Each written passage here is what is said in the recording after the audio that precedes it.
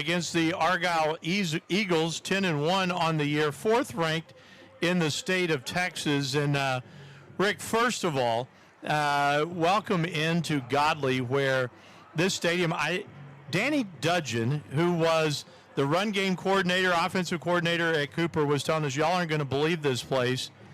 He was actually right on that, because this place, we're in the press box. We're actually in the press classroom. We're actually in the press building that attaches to the stadium. I don't even know how to explain. What an amazing facility this is.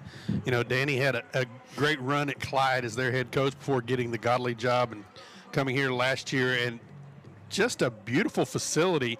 And it's not just a football facility because it encompasses the whole high school. Yeah. I mean, this is a classroom building where they use one side for press box.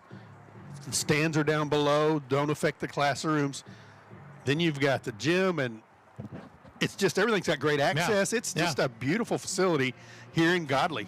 Roy and Filda, we told your boy not to mess this up, because this is a pretty special place. But we get ready tonight, coming off of one of the crazy games and finishes that the Cougars have had in their history, at least since I've been calling them for the last 35 years, in last week's 42-35 opening round win against El Paso Chapin. Yeah, Cooper fell down 24-7 at the half and really looked dead in the water. Came out in the second half, a little pooch kick that hits the ground. Cougars recover, go score. They tried for the onside, and Chapin got that, drove down. Cooper forced them to attempt a field goal, which they blocked, and then they went down and scored, and then it was Katie bar the door. It was definitely a tale of two halves. Well, we talked about a couple of things that were so odd in the ballgame. The first one, you know, as we visited with Aaron Rohn on Tuesday, we asked about that second half pooch. He said that's something that Scott Stewart and Chance Pierce have that they talk about. And he said Chapin thought onside was coming, so they had their hands team up. They had 9 guys up around that 10 to 15 yard mark. And so they say to the kicker, pooch the ball. They say to A.J. Rico, to Christian Rico, pooch the ball to about the 30. And A.J. Rico runs it down as the ball bounced because it was so far away from the deep backs, and everybody else running backwards couldn't get to it. Cougars fall on it. At 11:32 of the third quarter, they score. Okay, you try the onside, it doesn't work. You sit there, and it is now that 17-point game had been whittled to 10. Chapin is able to kick a field goal, but I thought that was a turning point because that did not go to 17. They had 4th and goal at the 3-yard line. We hadn't stopped the quarterback hardly all night, and you're thinking to yourself, well, if you punch it in here, you're right back at 17, and they've avoided everything bad. And the field goal unit comes out, and we're sitting there going, what in the world are you doing?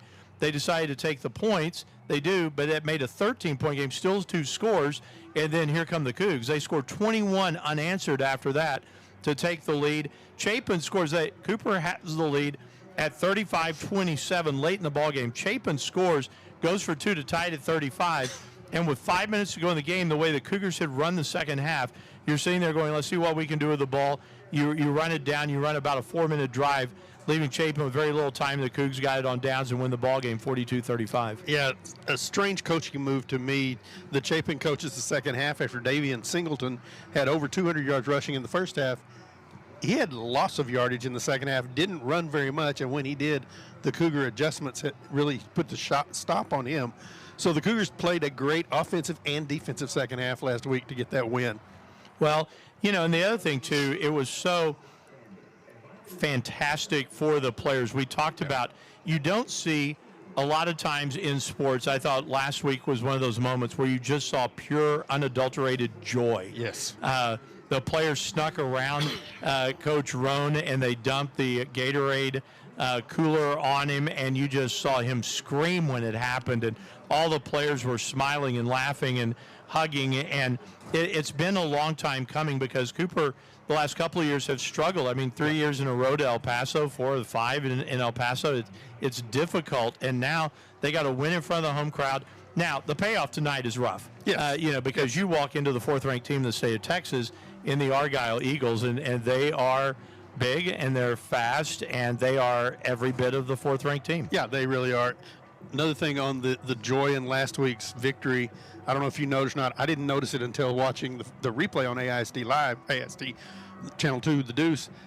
Heath Parnell, the trainer, also got a bucket of water dumped on him. So, but yeah, Argyle comes in tonight. They're 10-1 on the season. Their only loss was against Frisco Lone Star. In the opener. Yeah, in their season opener. And they were handled in that one 44-21. But they have been just a machine. And the thing is, they're big. They're big across the board. They've got their starting left tackle, 6'8", 330. Another backup is 6'8", 320. They are big across front. They average 302 pounds of an offensive lineman. So they can line up if they want to and just push you off the ball. However, from talking to Coach Roan, that's not their tactic. They will use their guys to more get in your way and let their skill guys, who are really good, go to work on you. Well, you're looking at Julian Caldwell, number 5, 65 catches on the year, 1,224 yards and 14 touchdowns. He's the real deal. He is someone that's being looked at by a lot of teams. But I want to talk about the Cooper defense for just a second. Visiting with those guys, Israel Masawema last week had a big ball game. He's at 230 pounds. Yep. His brother, Isaac Masawema, on the end, 180. Okay? The outside, the drop-in dot, 180.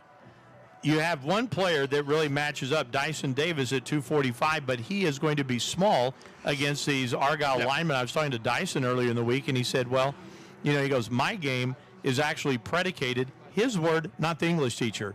He's in my English class. I'd like to say that, though. But he said, my game is predicated on speed and agility.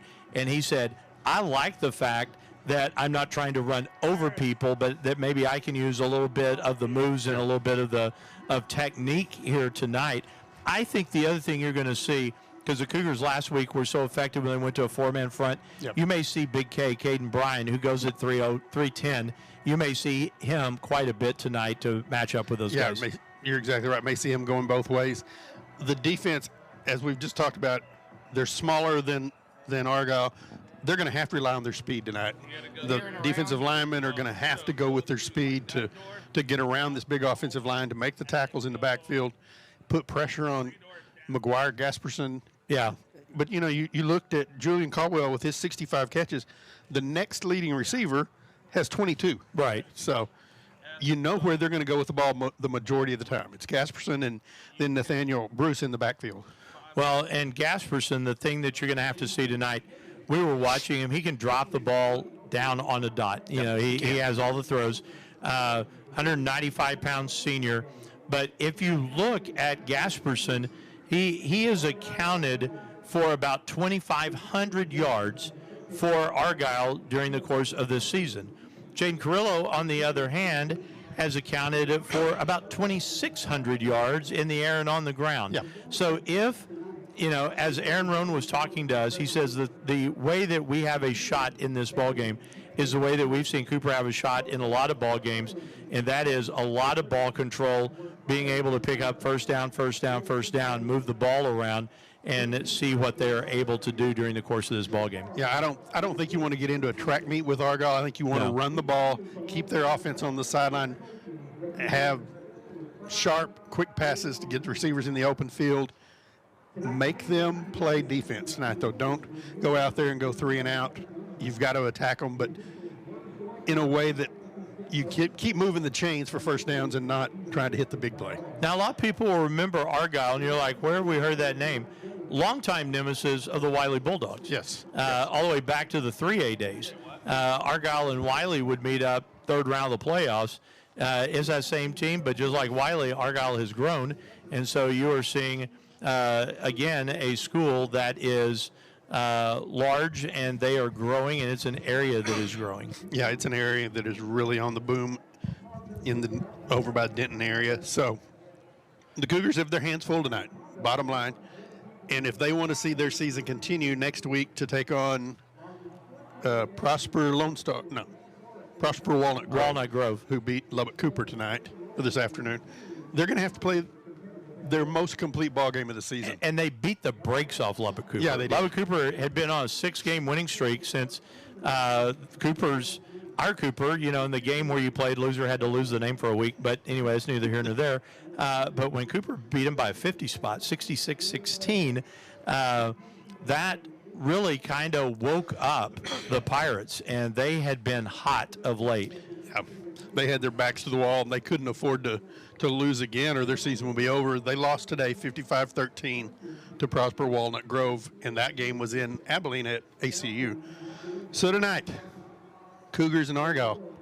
It's like we're in the mountain time zone, Rick, because there's clouds. Between us and the lights, there are clouds. Yeah, it's a unique perspective tonight. We were talking about Godley. I do want to say this. We were talking about Danny Dudgeon being the athletic coordinator and head football coach here. We had a great visit with him. On his staff is Austin Smith. You remember that longtime quarterback at Cooper, left-handed pitcher, played at Texas State. He teaches here in Godley. 2017 graduate of Cooper, and at one point in time, Austin, we have looked and looked and looked for one more yard. Yep. Austin passed for 4,999 at Cooper, and you try to make him a 5,000-yard guy, and it's just not there. Just not there. Just 1 yard short. He needed one more pass in that career, I guess. And also behind me, Lance Alford played baseball for us at Hardin-Simmons greater than 30 years ago. I want to say that, but also teaches here. And there you go. So it's been kind of like a reunion here. Yeah, we got the Abilene home field advantage here. There you go. You have to find Abilene in all things. So absolutely. Here we go. All right, Truman's telling me, hey, big boy, go to commercial. So Truman says it. He says jump. We say how high. We'll do exactly that. You're listening to Cooper Cougar Football on AISD Live. You're listening to AISD Live, Abilene ISD's exclusive home for streaming live games and events.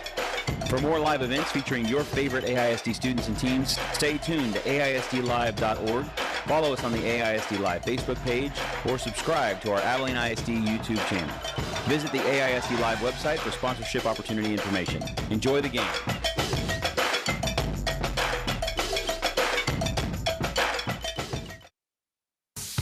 Are you looking to build a solid future in AISD? The construction program at the Lift is a perfect place to start.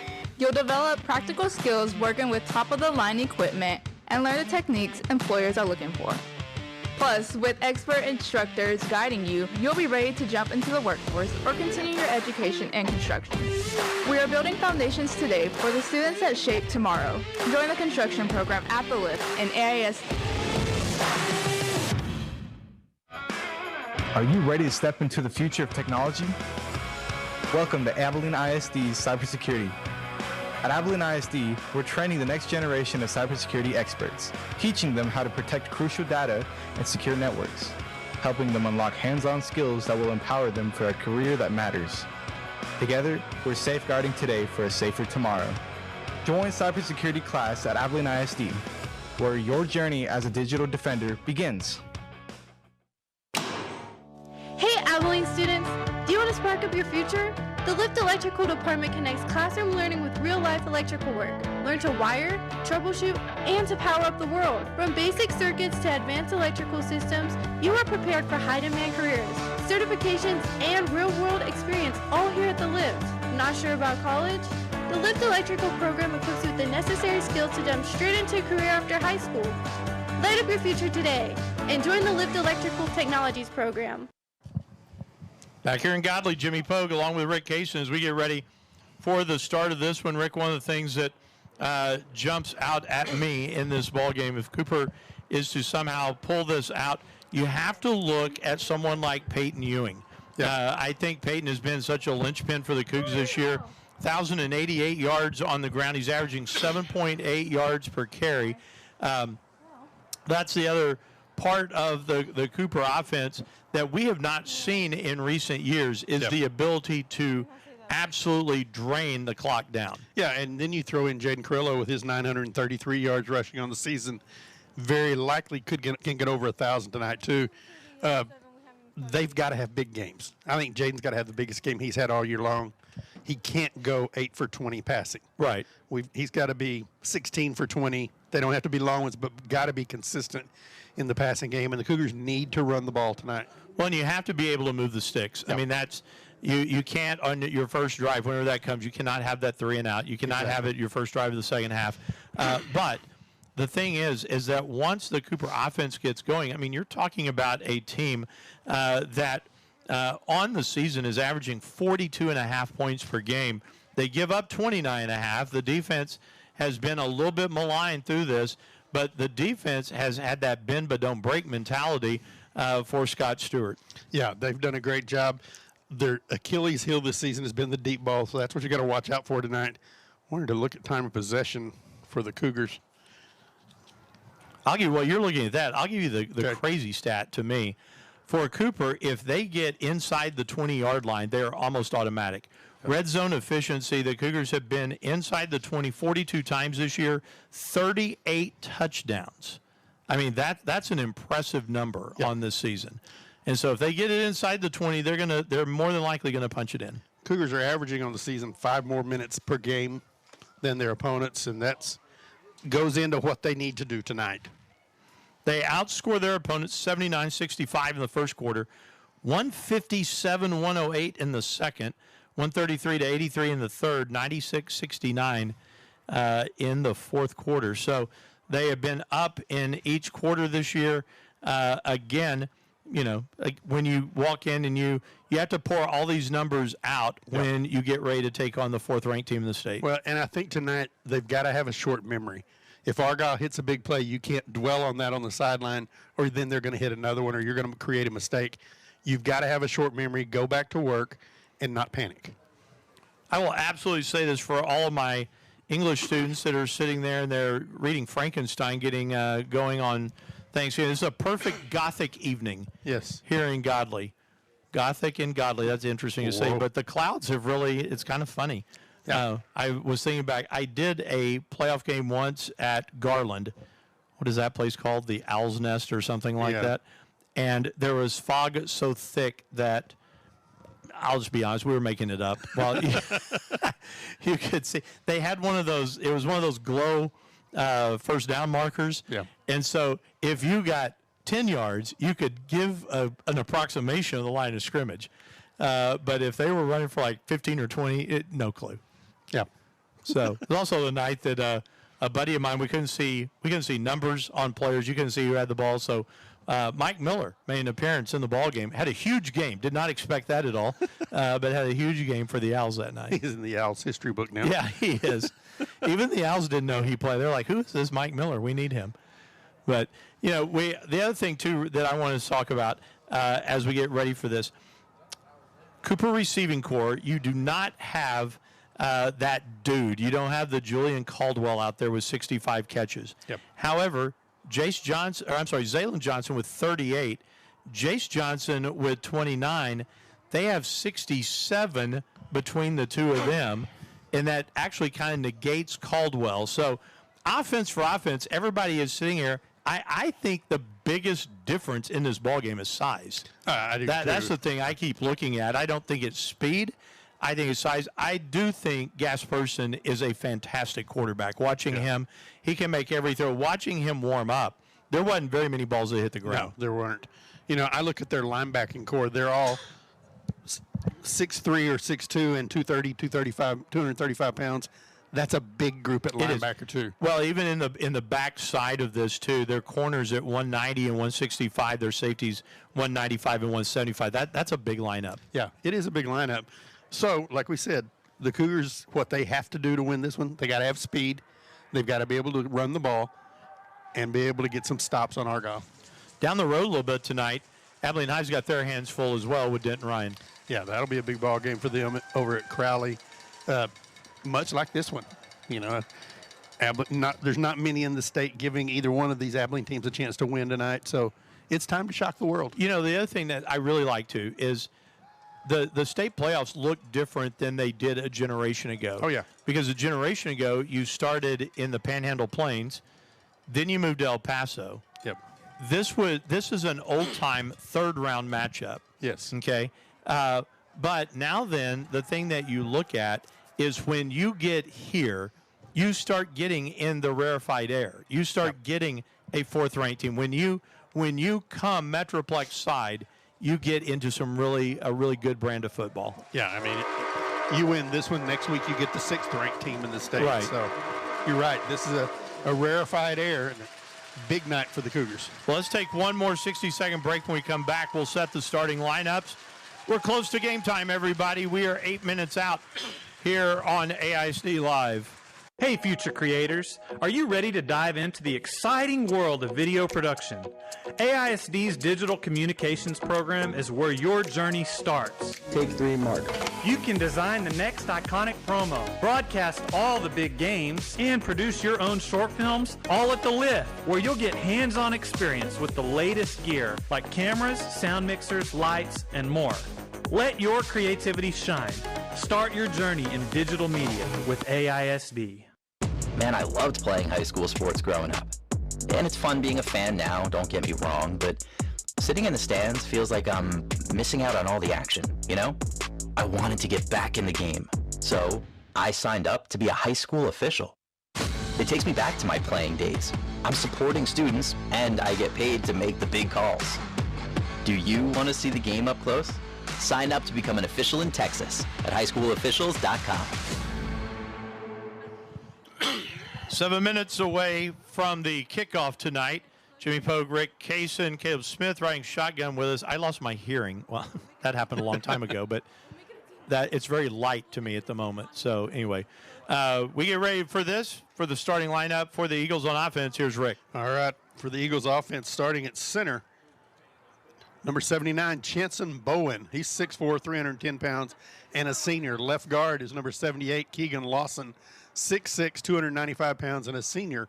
Right guard, number 70, Cole Jackman, 6'4", 300 pounds, and a junior. The left tackle, the big one, is number 75, Tyler Anderson. He's 6'8", 330 pounds, and a junior.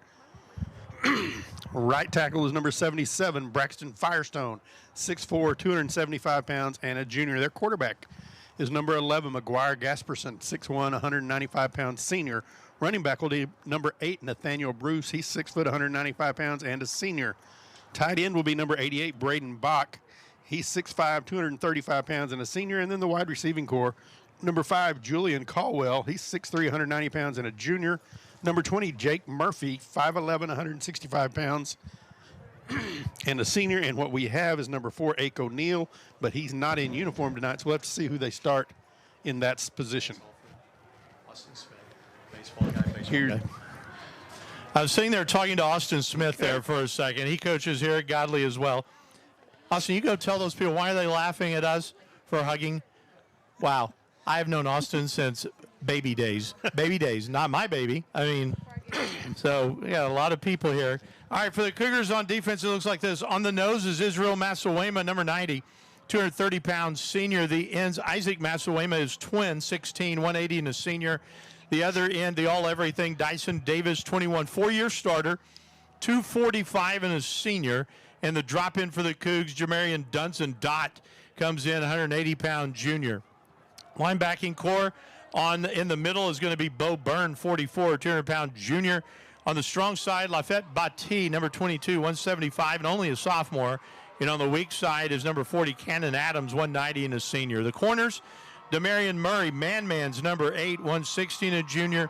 A.J. Rico is number 10, 165 and a junior. The backside, the safeties, Kamari Titus is number 1, 160 and a senior. Jacob Bynum, 175 and a senior, wears number 5. Let's take a look now at the Argyle defense. Nose guard will be number 45, Rhett McDowell, 6'3", 245-pound senior. Defensive end on one side, number 44, Reno Herman, 6'2", 260 pounds, and a junior. The other defensive end's number 97, Callum Owen, 6 foot, 245 pounds, and a senior. Linebacking core in the middle will be number 33, Brody Bomar, 6'2", 230-pound junior. He's the small one. Other outside linebacker, number 15, Grayson Peschel, 6'3", 235-pound senior. And number 32, Max Bland, 6'3", 245-pound senior. On the corners, number 28, Braden Offner, 5'11", 160-pound sophomore. And number 7, Malik Bracey, 6'2", 190 pounds, and a senior. 3 safeties will be number 2, Sager Zamzow, number 6'2", 195 pounds, and a senior. Number 8, Nathaniel Bruce, 6 foot, 195 pounds, and a senior. And number 1, Landon Howell, 6'1", 175 pounds, and a senior. For the Cougars on offense, it looks like this. The center's number 78, Smiley Martinez, 260 and a junior. The guards on the left side, Caden Bryant, Big K, 3-year starter, number 75, 320 and a senior. And on the right side is Jaden Flores, 2-year starter, 62, 270 and a senior. The tackles on the left side, 64, Isaiah Kenya Batabo, 250 and a senior. On the right side, Marcus Andrade, 68, 260 and a senior. Jaden Carrillo is your quarterback, number 3. He is a 170-pound senior. Running back is going to be Peyton Ewing, number 25, 185 and a senior. We'll see a lot of Taden Bender, number 9. He had the game winner last week on a 41-yard touchdown run. And Markel Sims is number 20, 175 and a senior. The receiving corps for the Cougars, Zaylon Johnson's a sophomore, number 2. Tavius Collier's a junior, number 7.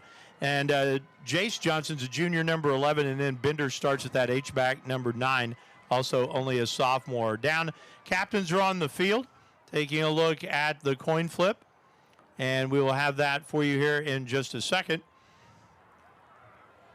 And the referee is going to say the Cougars have won the toss.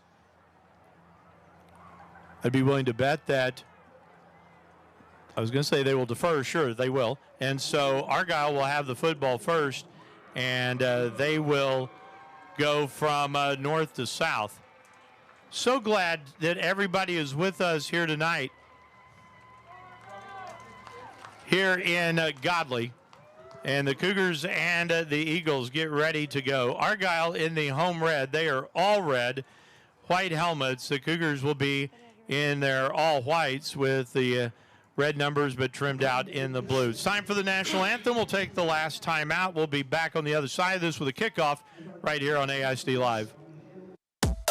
Hey Abilene ISD community, want to catch all the action from Abilene High and Cooper High School games? It's easy. In addition to Facebook and Vimeo, we're now on YouTube. Just head on over to our YouTube channel by searching Abilene ISD and click subscribe so you never miss a live stream. Whether you're cheering from home or on the go, we're bringing the game to you. So join our online cheering section and stay connected with every play. Hit subscribe and get ready to show your school spirit today.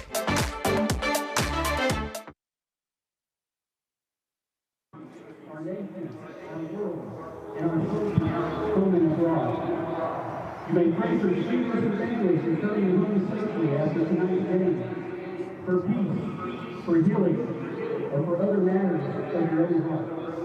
Just feel free to pray during this moment of silence. Silence, please.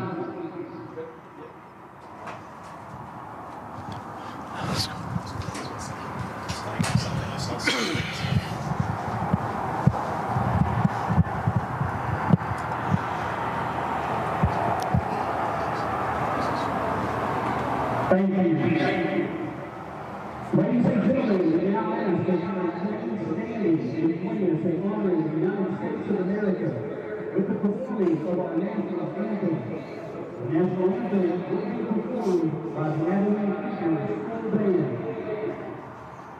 Did he say Abilene High School Band?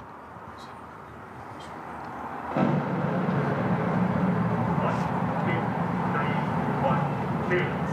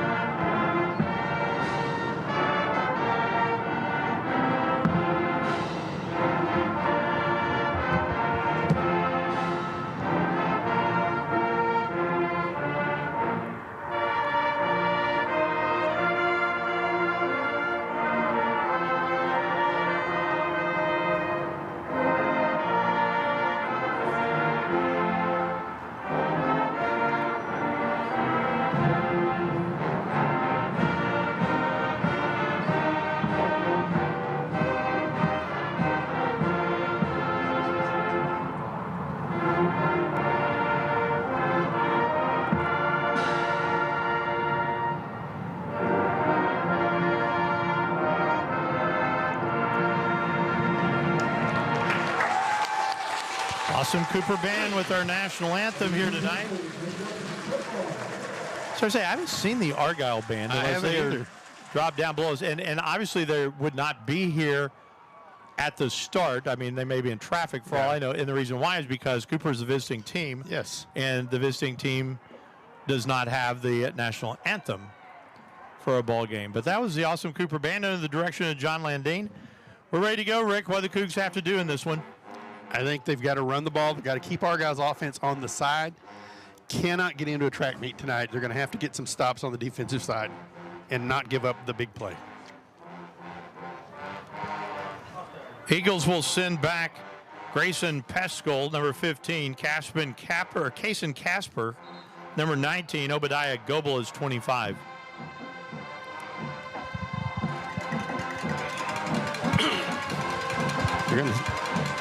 This is actually we're going to see Watson Bell and Julian Caldwell. Yep. Caldwell is number 5. He's standing there at the 23. He's the one that wants the ball in his hands.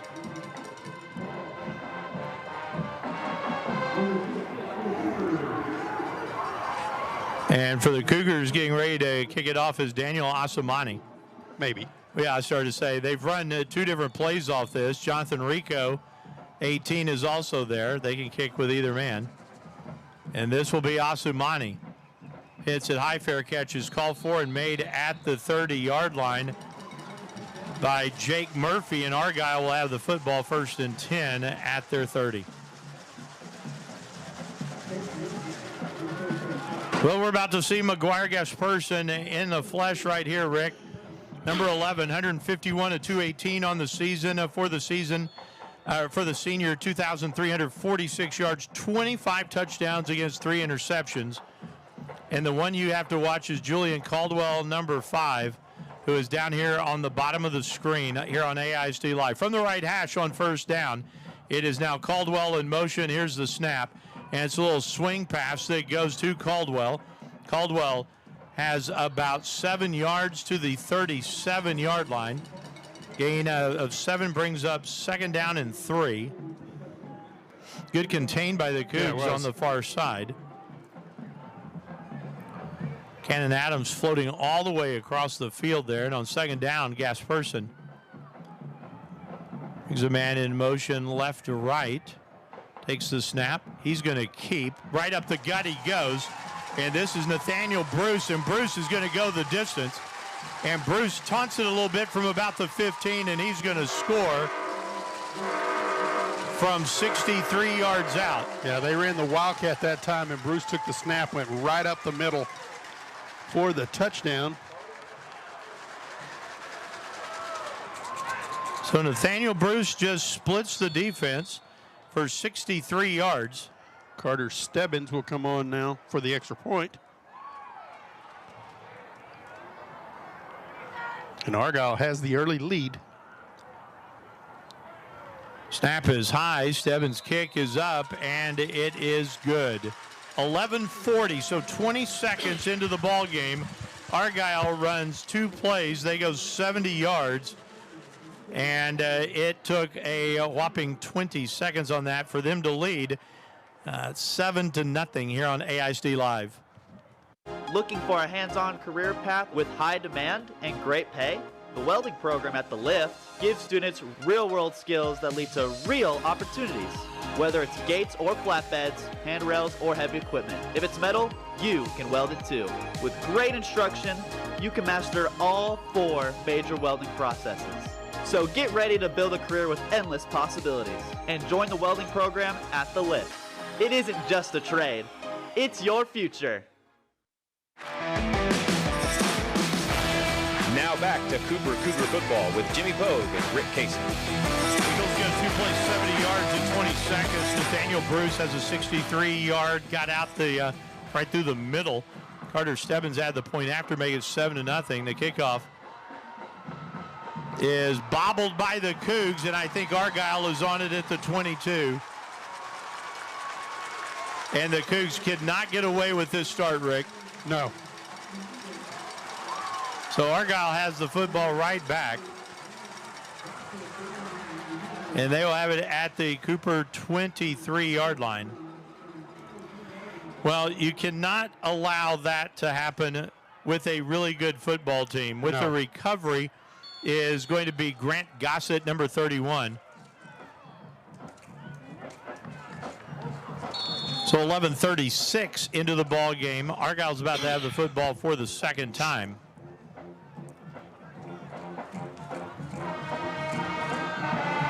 We see Gasperson and Bruce in the backfield again.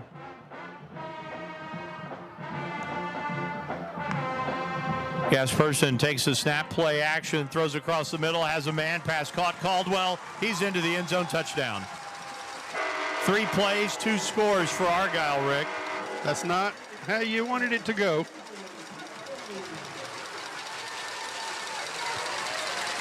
Just simple pitch and catch that time to Caldwell. Stebbins back, yeah. It was Preston Edwards that kicked off a while ago for Argyle. Snap is down. The kick is up by Stebbins, and it's good. We have played 32 seconds. It is 14-0 Argyle. So the Cougs have just spotted the 4th-ranked team in the state, 14 points in the first half minute. We'll take a timeout. We're back with more after this on AISD Live. School sports are played by humans, coached by humans, and officiated by humans. So the next time you're sitting in the stands at a school athletic event, please remember this and maintain your humanity, especially when it comes to judging and critiquing athletes, coaches, and officials. Please show your fellow humans some respect. They'll appreciate your empathy. This message presented by the UIL and the Texas High School Athletic Directors Association.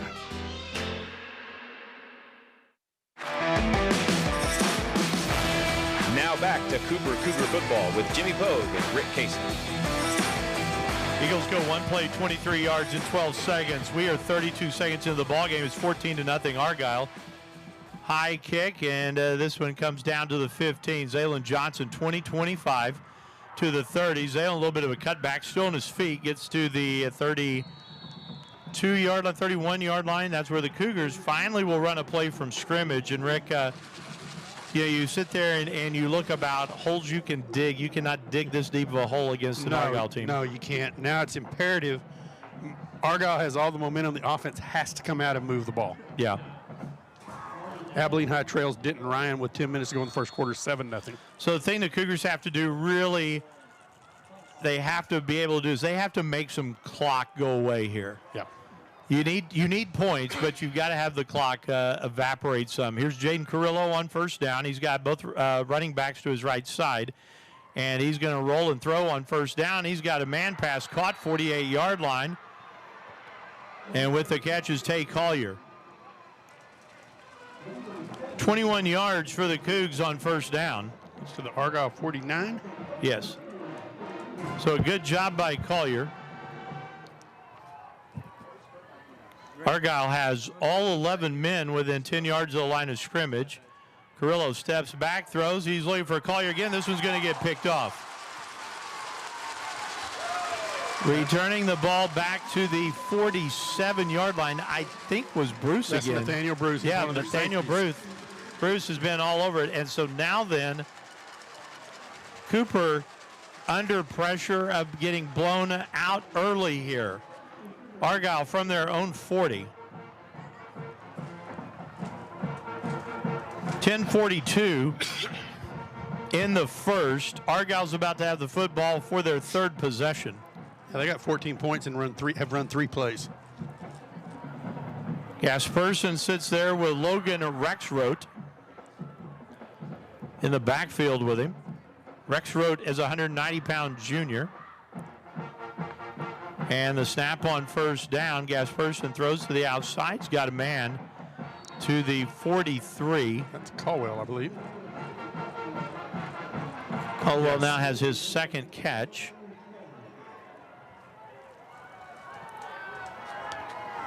'67th on the season. And it's 2nd and 7. Caldwell now comes in motion. And the handoff goes inside Rexroth, and he will run in to Dyson Davis, who will make a stop, and he'll bring up 3rd and long. He'll get a yard out to the 44. 3rd and 6 for Argyle. Watson Bell in the slot for the Eagles. And again, it's Caldwell out here wide to the right side. Gasperson sends Braden Bach in motion, takes a snap, drops back. Looks long, throws long. Looking out here for Caldwell. He overthrows him. Caldwell back there. Kamari Titus staying with him. It brings up 4th down. And so the Cougs defensively settle down enough to make Argyle punt. They do a 3 and out. And we will see Stebbins come back in. Good job by the Cougars defense. Tavius Collier deep for the Cougars to return. Collier stands back at the 15-yard line. Stebbins at his own 30. Snap is back. Stebbins' punt is away. So away from Collier, bounces at the 10, at the 5, and he gets into the end zone for the touchback. Well, 9:25 to play in the first quarter. Cougars find themselves down 14-0, but they withstand the onslaught momentarily. They'll have the ball at their own 20. Well, and offensively, they had some luck on the first drive, albeit short.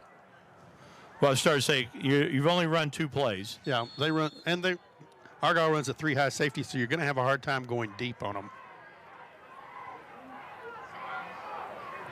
Ewing in the backfield here on first down. Switches sides. Lines up to Carrillo's left. Snap is back. Carrillo hands it off to Ewing. Ewing, I think, lost a yard back to the 19. Peyton Ewing for the Cougs on the season, 1,087 yards. Taden Bender in the ballgame now.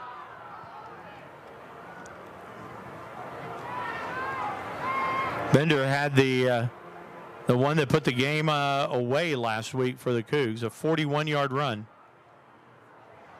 We need a couple of 41-yard runs right now. Yes. 2nd and 11. Collier starts in motion. Carrillo's going to throw, does so underneath, has a man pass caught. Jace Johnson to the 25, 26. Makes it 3rd down and manageable now for the Cougs, Rick. 3rd and 4 now for the Cougars. Matthew Balventine checks out. As does Ewing. Maddox Caspell checks in. And we'll come over to this left side into the wide slot. You might try seeing Zaylen Johnson here. Like I said, Argyle really bunches up into the line of scrimmage. They just think that they can man up on the Cougs all night. So now on 3rd down, Carrillo takes the snap, and the ball goes right through the hands of Collier. Collier should have had the catch. Yeah, he should have had that one for the first down. Be 4th and 4 now for the Cougars. Yeah. So here comes A.J. Rico to punt it away. Do you dare, Rick? Cougars have run 4 fake punts with Rico this year. Well, if Argyle doesn't come, you definitely might. You need 4 yards. Rico is back at the 14-yard line. They start Caspell in motion. Rico's going to run. He's trying to come left side. He does. He's got the 30, 35, 40, and he's knocked out of bounds at the 42-yard line. There's the first down. Yep. And wow, did the Cougs, they had to have that, and A.J. Rico gets 16. Yeah, and no hesitation that time. No. He got the ball, and he took off and got the edge. Rico just bet that he was faster than the edge. Yep. So first down, Cougars. You know, Maddox Caspell came in motion and brought the outside guy in with him, and that gave Rico the edge. He also got a block, which was a nice play by Caspell. Not a big block, but he shaded his man enough to give Rico that edge. First down, Cougs. Snap is back. Here's the handoff. Ewing gets to the 44-yard line. Form tackle is made. Gain of 2. It'll bring up 2nd and 8. Cougs trailing 14-0. 7.5 to play in the first quarter. Bender checks back in. But it was a huge play. Cougars are saying right there what they said to Argyle is we will do whatever it takes to stay in this ball game. Abilene High trails 14-0. This is 2nd and 9. Ewing goes in motion. Carrillo wants to pass, stands in the pocket. Jaden throws. He's got a man. Pass caught. Bender, 40, 35, 30. And Taden Bender is down to the 28-yard line. First down, Cougs. Nice play. Great patience from Jaden Carrillo that time, too. Cougs have a first down as in front of us as you can possibly be. Denton Ryan leads Abilene High 10-0. Amarillo Paladuro trails Anna 14-0. You know, I always think about what teams could be named if they weren't named what they were named. Yes. We'll talk about that in just a moment. First and 10 from the 28-yard line.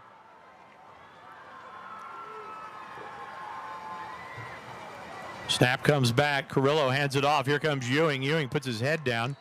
Gets to about the 26-yard line. Gain of 2. It'll bring up 2nd and 8.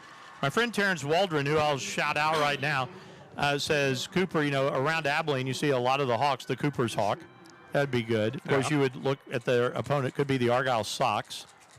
You think about that. Or sweaters. And then Anna, the Bells. Come on, the Anna Bells. That'd be nice. PD won the district.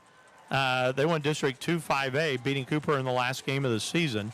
And they're going to have their hands full with Anna tonight. Yeah. Seth Parr has a lot of familiarity with Paladuro. 2nd down, 8. Ewing comes in motion. Snap is back. Carrillo's going to keep inside the 25, inside the 20, dives to the 19. Brings up 3rd and a yard for the Cougs. And you got to know now, Rick, this is 2-down territory. Yes. You don't run the fake punt and say, we'll take points. 3rd and a long one. Yeah, you got to get to the 18. The ball is across the 20, so it's like a yard and 2 feet. Cougs are getting this done, this drive done, on quick. Yeah. You know, everything's pretty quick hitting. Ewing stays in the backfield with Carrillo. Bender is in that H-back spot on 3rd down. Snap is back. There's going to try Ewing. Ewing's got the first down. He puts his foot down. He's got the 10. 5. Yahtzee! Peyton Ewing is in from 19 yards out. Great run by Peyton Ewing and a great job of blocking up front. And the Cougs find themselves back in this football game. Good job, Peyton Ewing. Daniel Asamani comes on for the extra point. Out of the hold of Maddox Caspel.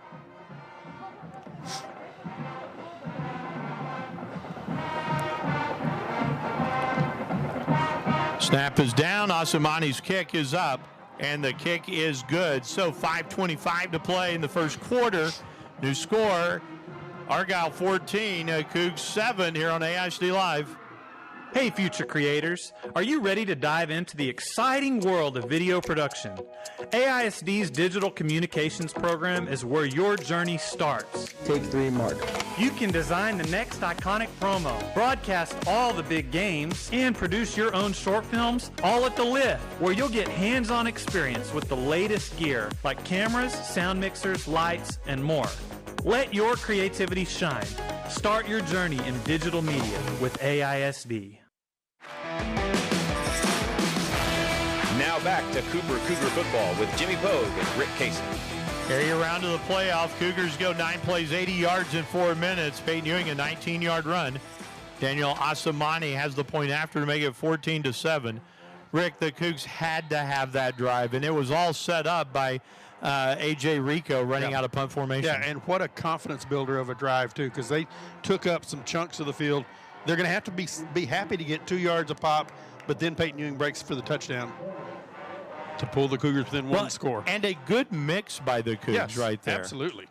That was a good run-pass mix. Carrillo had time to throw when he needed to throw. Abilene High in the first quarter now trailing Denton Ryan 17-0. Asamani, it's not Asamani's kick. And fair catch is called for. Made it to the 30-yard line. Pretty nice when you have Julian Caldwell, who is that sure-handed. Yes. In the back of this, just to make a nice, easy, fair catch. 30-yard line for Argyle as they will have it 1st and 10. 14-7, Eagles with the lead over the Cougars. Now if you can get another stop. Yeah. If you get another stop, you have Argyle questioning themselves a little bit. Nathaniel Bruce is wide to the right side now for Argyle. And you've got Caldwell in the backfield. Yeah. First down for Gasperson. Now then, Caldwell starts in motion, so an empty set in the backfield. Gasperson takes those over the middle. He's got a man wide open. Midfield, 50. Bach still on his feet. Bach's going to go the distance, and Bach is into the end zone from 70 yards out. And it is 20-7. Braden Bach was wide open, and he just split the defense. That was a great play call. They put 3 receivers to the right. And Caldwell in motion to the left. Cougars were spread. Bach splits the seam down the middle of the field, scores. He's headed to TCU next year. As he was on that run. He was he was headed right to Eamon Carter. Carter Stebbins on now for the extra point. Snap is down, kick is up. Kick is good. We've got 5:11 to play in the first quarter. Our score, Argyle 21, Cougars 7 here on AISD Live. A game without a crowd is just a scrimmage. A performance without an audience is just a rehearsal. Without your presence, high school sports and the performing arts aren't possible. Ensure that these essential extracurricular activities continue to enrich the lives of students in Texas. Purchase a ticket to your local high school's game or performance. This message presented by the UIL and the Texas High School Athletic Directors Association.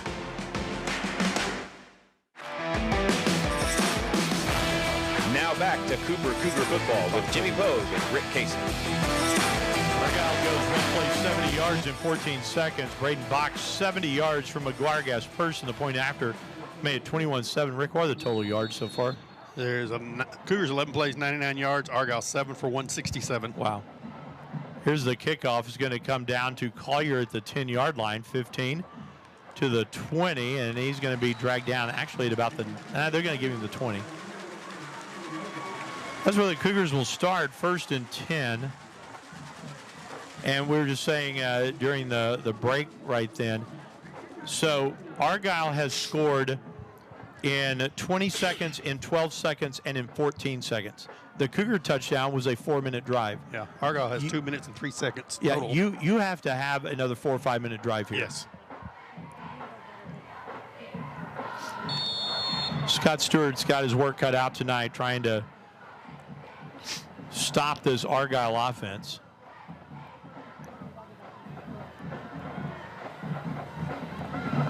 First down, Carrillo, pump fake. Now then scrambling, gets away from one man, can't get away from 3 of them. He's going to be dropped back at the 17.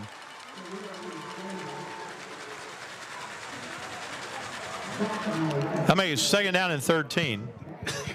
Good coverage that time for Argyle in the secondary. Carrillo had time to throw, but just couldn't find anybody open to get rid of it. Ewing is in the backfield with him along with Bender. Ewing closest to us here on AISD Live. Argyle's defensive front is over the center and the 2 guards to try and really make it impossible to run in the middle.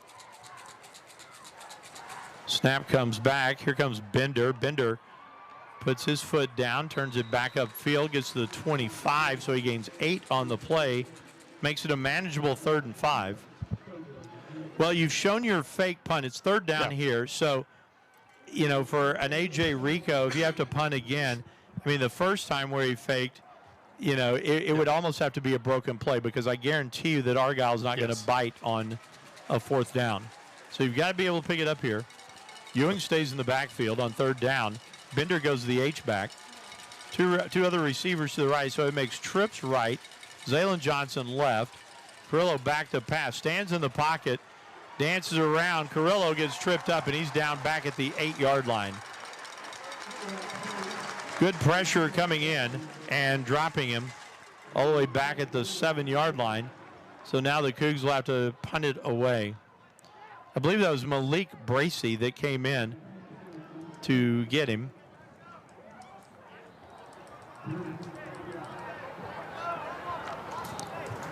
So a punting situation here. 4th and 21.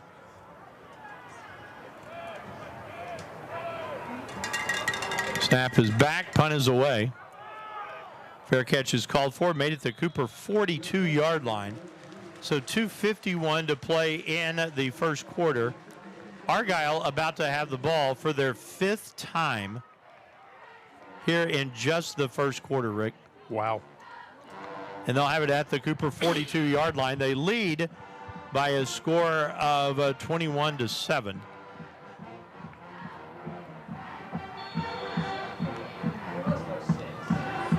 And you see Caldwell, you've got to spot Caldwell every play. Yes. Caldwell, man draws him, is on the far right side here, bottom of your screen. Watson Bell is in the far They're slot. going to the Wildcat with Bruce.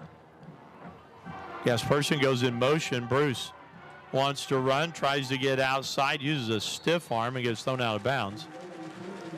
It's to the Cooper 35. Gain of 7.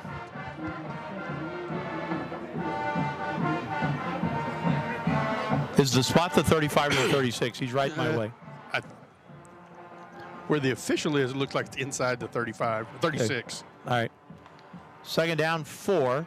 Quick pass comes to the outside. And a good play for the Cougs on the outside. It's by 20.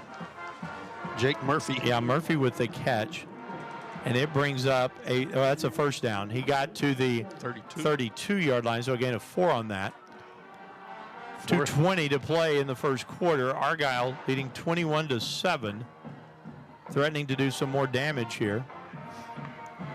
Snap is back. Gasperson throws out in the flat to Nathaniel Bruce. Bruce cuts it upfield. The 20 gets to the 19-yard line. That's another first down. Well, Rick, Argyle well coached. Yes.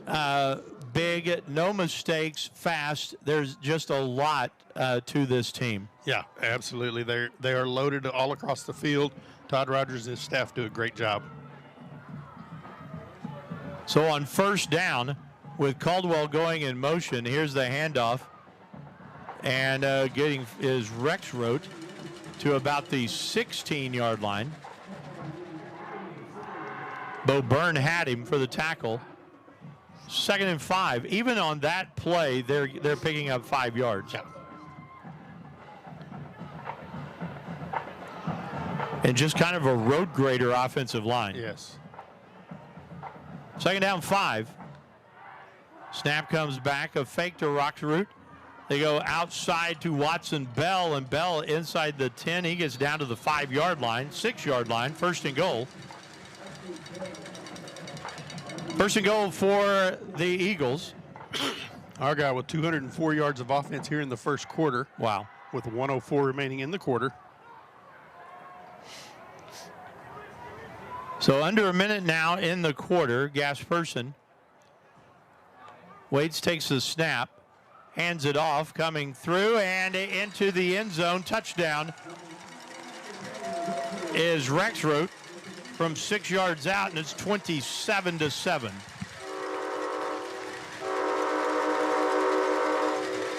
Wow.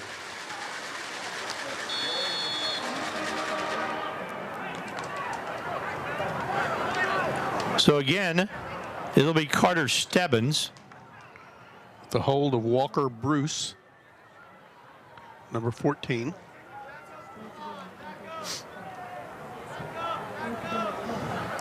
Snap is down. Stebbins' kick is up, and it's good. 45 seconds to play in the first quarter. 28-7.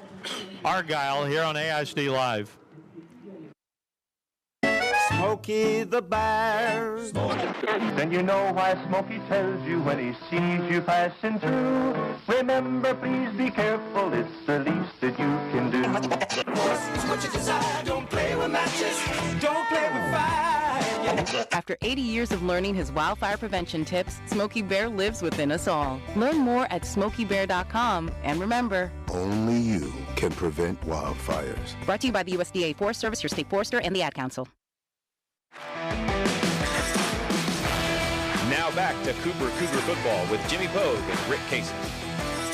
Eagles go 6 plays, 42 yards and 206. Logan Rex wrote a 6-yard run. The point after has made it 28-7. And Rick, wow, this Argyle team is really, really good. Yeah, they are. I mean, they are running at a near perfect pace. I'll say this. I saw South Oak Cliff in the opener against Duncanville. Yep. Every bit as good, if not better. This team's fantastic. They've got size that's going to be hard to beat. Yeah. Kick is coming down to Collier at the 13. He drops it, picks it up, 15, 20. May have given him a little bit of space, 25. And he's brought down at the 26-yard line. So the Cougars have the football 1st and 10. Again, the two things in the first quarter, just looking at this with 37 seconds to go, that you did not want, well, three things. One, big plays. Yes. They have happened. Turnover on special teams. It's happened. And the interception. Yeah. Absolutely. So there are three things that have happened in the first quarter that do not set things well your way. Here's the first down for the Cougars. Carrillo, quick pass, throws underneath. And Jace Johnson has the ball, gets back to the line of scrimmage. Malik Bracey on the tackle over there. Plenty of time in the ball game. I mean, you have to say that. Yes. But the Cougars now have put themselves into a spot where they have to, A, play perfectly efficient on offense, and they have to have stops on defense. Yeah. That's now what you've worked yourself into. Second down, 11. Argyle's secondary is backing out just a little bit, knowing that down 28-7, Cougars are going to have to throw the ball. A lot, yeah. On second down, Carrillo throws underneath, has a man. Pass caught, 30, 35 to the 40 for Taden Bender. You know, Bender only a sophomore, and Bender actually matches up to these guys size-wise. Yes, His size, and we've been talking about utilizing him all season. Well, and Bender kind of finding his way here late in the season. They'll let this wind to the end of the quarter. We played our first quarter here in Godley, 28-7, Argyle, here in the area round of the playoffs on AISD Live. You're listening to AISD Live, Abilene ISD's exclusive home for streaming live games and events. For more live events featuring your favorite AISD students and teams, stay tuned to AISDlive.org, follow us on the AISD Live Facebook page, or subscribe to our Abilene ISD YouTube channel. Visit the AISD Live website for sponsorship opportunity information. Enjoy the game.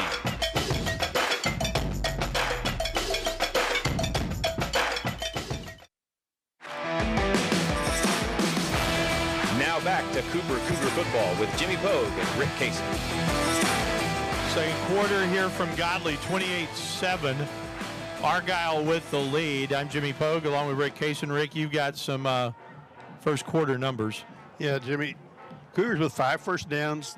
They run the ball 9 times for 33 yards. Jaden Carrillo, 5 of 7, 1 interception for 67 yards. Cougars have 100 yards on 16 plays. Argyle, 6 first downs, 5 rushes for 82 yards. 7 of 8 passing for 127 yards. They've run 13 plays for 209 yards. The Argyle band missed the first quarter of action. They're just now showing up. Oh, okay. Cougars have a first down at their own 40-yard line as we start the second quarter. Carrillo takes the snap and rolls right. Looks, throws.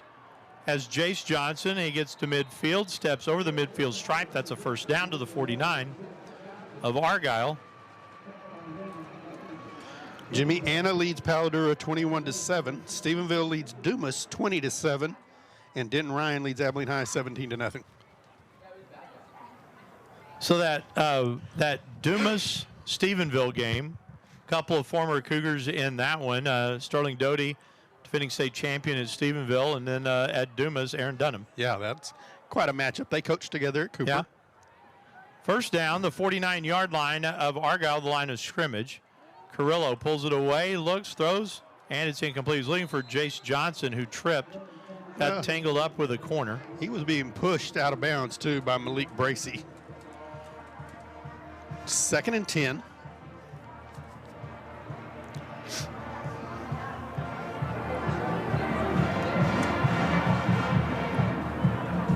Cougars using the play clock now.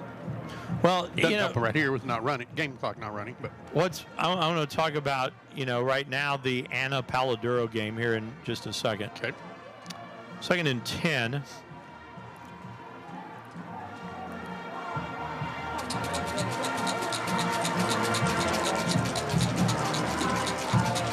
Snap comes back. The handoff, Markel Sims. Sims gets to the 45. A stiff arm is down to the 44. It's going to bring up a 3rd down in about 5. So I'll say this. Some things Lance Alford never change. 35 years later, I'm still like the only Baptist Notre Dame fan you know. Huge Irish fan. Yes. Notre Dame figured out years ago that they had to get fast. Yeah. Okay. We thought Paladuro was fast. Yes. And Paladuro's getting popped pretty good by Anna tonight. For the Cougars, I think right now the thing that you have to have size and speed. Even if you're going to compete here, size and speed, because you're seeing the Argyles, you're seeing the Annas, people like that. Amongst the fray here, down to about the 41. Carrillo is Carrillo, yeah. And it's going to bring up 3rd and about 2. But I think that's the thing. 4th. Oh, I'm sorry, 4th and 2. That's the thing that I have noticed is how strong, fast, accomplished. Yes. I mean, there's a lot of things you say. Cooper's not playing terribly. They've made 2 mistakes.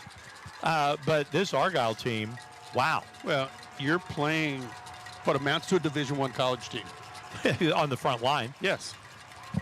4th down 2 for the Cougs. Ewing in the backfield along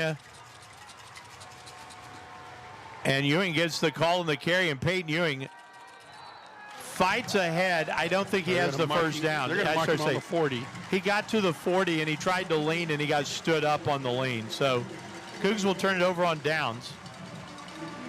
And so once again, you will see Argyle with the football. They'll have 10-11 to play in the first half, and they have this big 28-7 lead. Well, and that's a chance you have to take to go for that one. Yeah. So Rexroth will be in the backfield with Gasperson. Den Ryan has scored another touchdown. They lead Abilene High 24-0.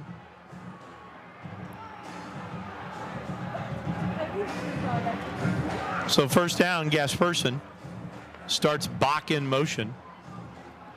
Rolls to his left now, pump fakes. Comes forward, gets to the 41-yard line. So just a gain of 1. Braden Bach, that's a great name. Yeah.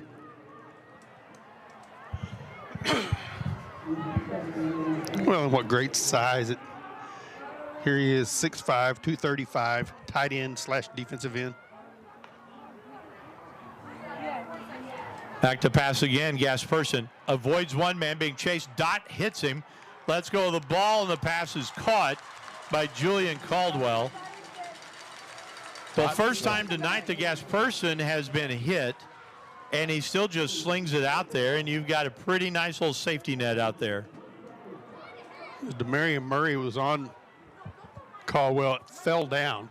Caldwell has where is he, the 31? 31. I'm trying to see where they're spotting out. No. Now they move it up. Inside the 30, actually, so the 29. Snap comes back. Gasperson stands in. He's being chased, and down he goes. Dyson Davis is there. Israel Masawema is there. And they get Gasperson back at the 38-yard line. Loss of 9 on the play. First loss, really, of the night for Argyle. Dyson kind of took an inside move on that.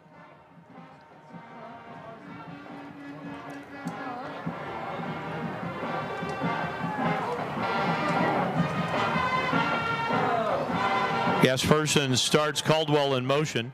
7-step drop, sets the screen, has Rexroth. Rexroth gets inside the 30 down to about the 26. It's going to bring up 3rd down. So he got 12 of them back, and it will bring up 3rd and 6.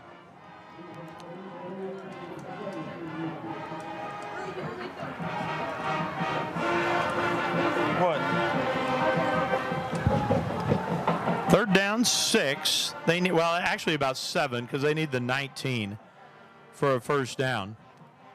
Snap is back. Gasperson's pass caught. Let's see where they mark him. Hey, they got the 19. Who was that caught it? That is 20. So Jake Murphy with the catch. And what a great route by Murphy right there. Yeah. He ran the out, and he ran it a yard past the sticks. First down. Gasperson takes the snap, hands it off. And going forward is Rex Rote again. He's inside the 15 to the 13, so a gain of 6. It brings up 2nd and 4. 8 minutes to play in the half. 28-7 Argyle.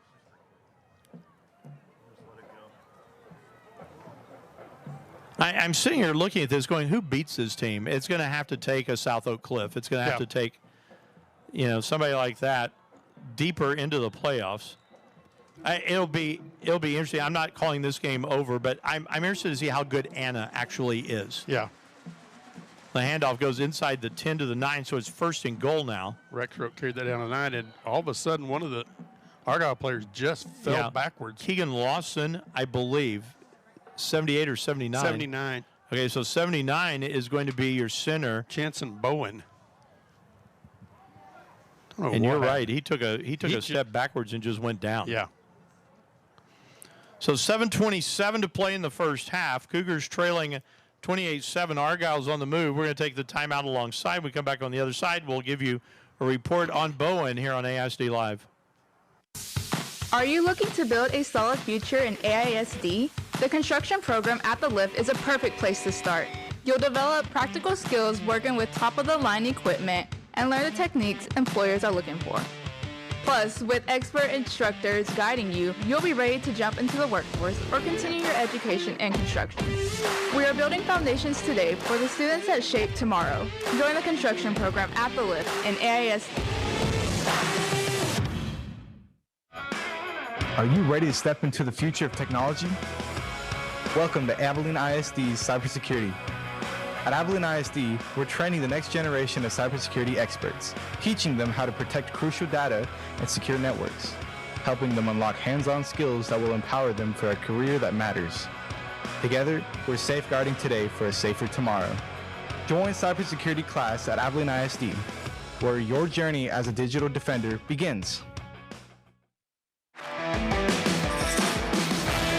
Now back to Cougar football with Jimmy Pogue and Rick Casey. Okay, Bowen is up. He's being helped off the field. So the new center is 67. You can tell he's small. Yeah, he's only 6 foot 250. He's sophomore. Sorry about that, Caleb. I'm sitting here. The man with hearing aids is the one that's like having difficulty in this. So 1st and goal from the 9-yard line. Yeah. Gasperson takes the snap, little play fake, swing pass to the outside. Jake Murphy gets it into the end zone, touchdown. 9-yard touchdown pass from Gasperson, and it's 34-7. Play just run to perfection. You get blocking on the edge from one receiver, and then Murphy just goes around that with the ball into the end zone for the touchdown. Stebbins on for the next extra point.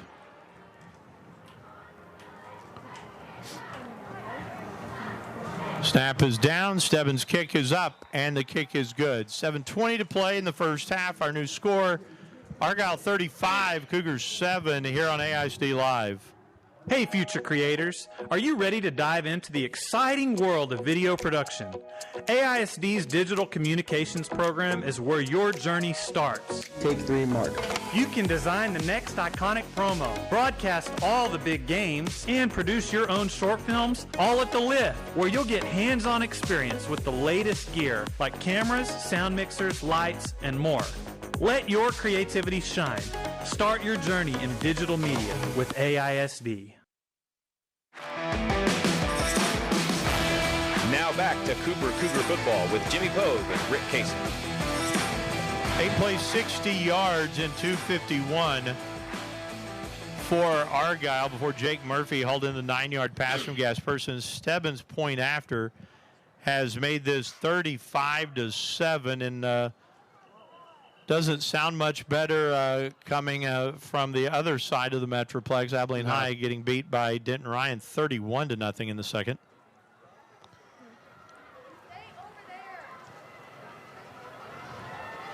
They're good at football, is what I keep hearing. In the fourth quarter, South Lake Carroll leads San Angelo Central. Now it's not in the fourth quarter. First quarter, 21-0. Here's the kick. It's going to come down at the 23-yard line to Dot to the 30. Dot keeps his feet, shakes 2, 3, 4 tackles, and Dot carrying a couple of men out to about the 34-yard line. And it'll be first down for the Cougs. Former boss Gail Gregg reminds me, Rick, this name will not shock you. Remember Jared Peel? Yes. He's a Baptist Notre Dame guy. I always forget that. From the Brotherhood, huh? Yeah, that's exactly right. From the faithful.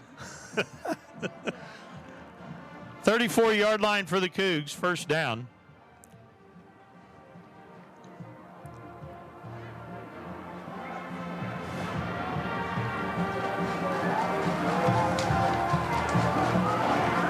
Carrillo takes the snap, hands it off. Ewing on first down, 40, out to about the 43-yard line. He picks up 9.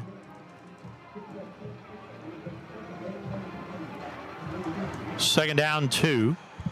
Cougs are going to go tempo. Hand off this time, Markel Sims. Sims has the first down across the 45 to about the 48.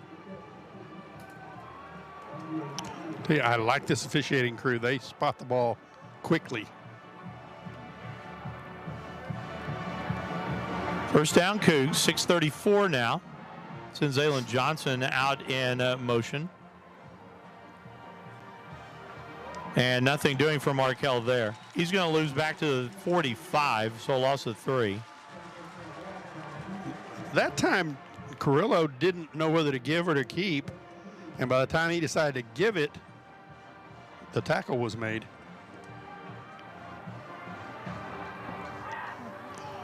Second and 13 now for the Cougars. Under 6 minutes to play in the first half. Cougars will stack their running backs to the right side. On second down, Carrillo will roll and throw, and he's got Zaylen Johnson at about the 44-yard line of Argyle. It's a good gain. Nice pitch and catch. Yeah, brings up third down and 2. This again, 4-down territory. Yeah. I don't think you think about punting again the rest of the night. Cougs will go the heavy package. Dyson Davis comes in. Markel Sims goes out. So Ewing will be the only setback in the backfield. Play clock under 10. Ewing to the left side of Carrillo. Ball in the right hash. Down to 5 seconds on the play clock. Now 3 and 2. The snap comes back. Carrillo's going to try it himself. Has a little bit of a crease. Has the first down at the, it depends on the mark. I thought he had it. They're going to mark him on the 43. He's going to be just a hair short. Gain of 1. Needs about a half a yard. Jace Johnson goes out. Tavius Collier comes in. Cougars will go for it here again on fourth down at the 5:20 mark. Well, you have to. Yes.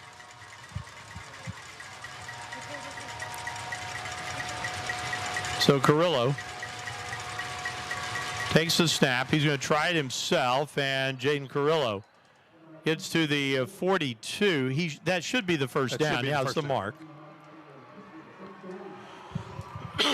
8th first down of the night for the Cougars. By about a shadow right there. Cougars with 144 yards of offense here in the first half. 4:52 remaining in the half. Cougars trail 35-7.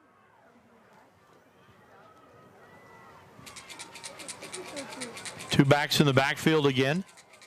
Chase Johnson out wide to the right side. 2 receivers to the left. Snap is back. Handoff Markel Sims. Sims gets to the 41. I can tell you right now what the Cougars are trying to do, Rick. They're trying to take as much clock as they can here to score before the half, realizing that they have the ball to start the second half. You hate to say this, but honestly, your only shot is to do that. Yes. To score here, to start the second half, to get back into it.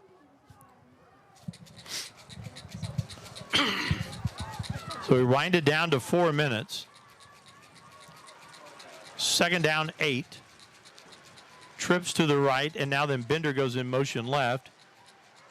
And the pass underneath is incomplete. Probably good that it was incomplete because Collier was going to lose 5 on the play. Yeah, Collier slides down. If he catches that, it's a third and 15.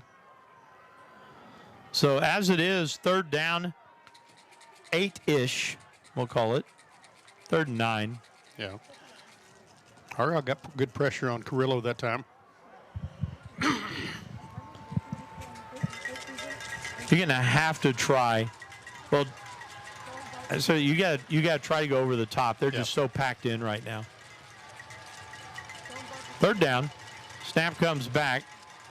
Carrillo stands in the pocket, looks long, throws long. He's looking for Collier, and Tavius Collier nearly made the catch. It bounces away from him at the 4, and it brings up fourth down. I thought he had caught it. I had too. There was enough contact on that. Good job by Carrillo to avoid the sack. Yeah, it was. They got great pressure up the middle that time.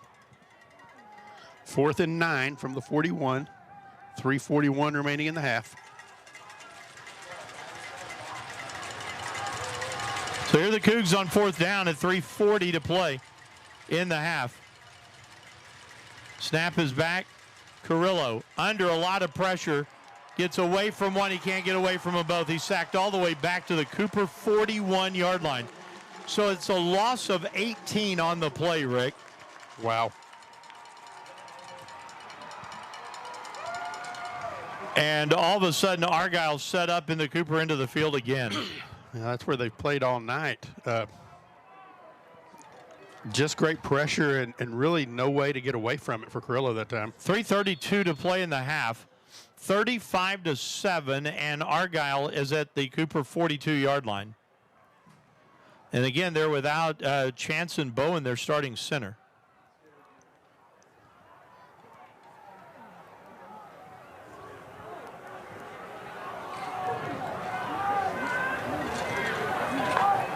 Gasperson hands it off on first down. A little cutback here by Bruce. That's Watson Bell. Is it? Yeah. Okay. So Bell 6 gets to the 39-yard line. Gain of 3. 2nd and 7. 3:14. Snap is back. Gasperson out here in the flats for Caldwell. Caldwell 2 spins. And 5 Cougars will bring him down. But he's going to at the 32. Should be enough for the first down. It is.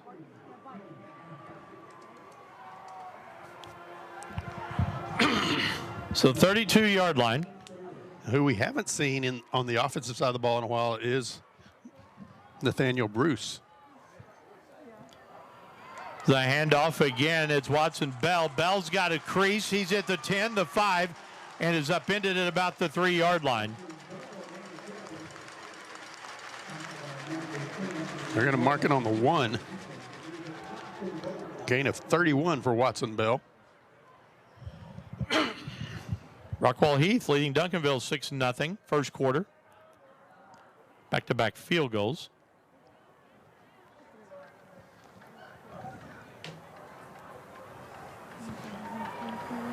Gasperson from the 1. Hands it off and into the end zone is Bell. Well, the route is on now, Rick. Yeah. It's 41-7.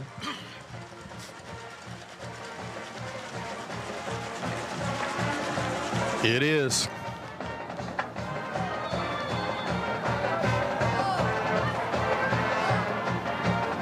Carter Stebbins on for the extra point.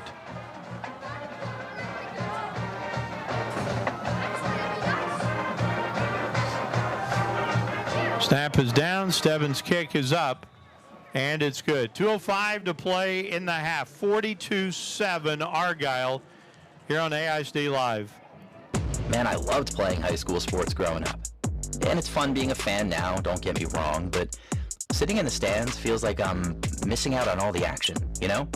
I wanted to get back in the game, so I signed up to be a high school official. It takes me back to my playing days. I'm supporting students, and I get paid to make the big calls. Do you want to see the game up close? Sign up to become an official in Texas at highschoolofficials.com.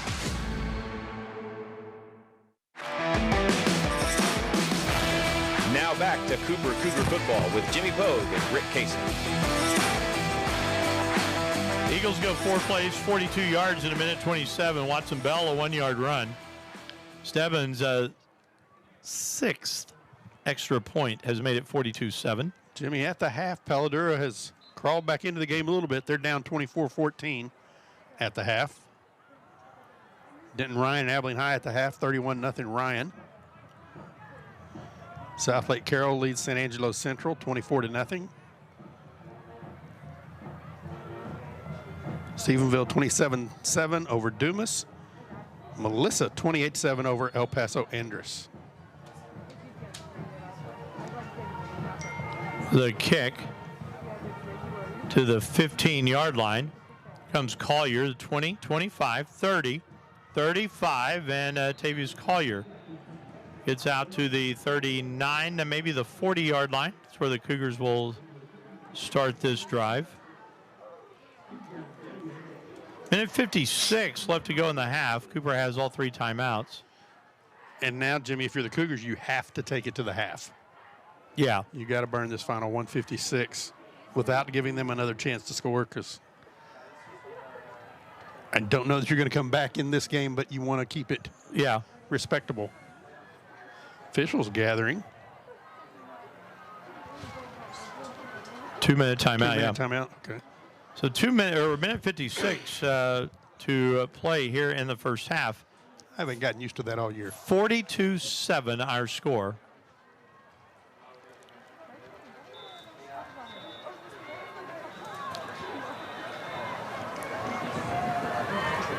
Argyle's just loaded all across the board. You're right.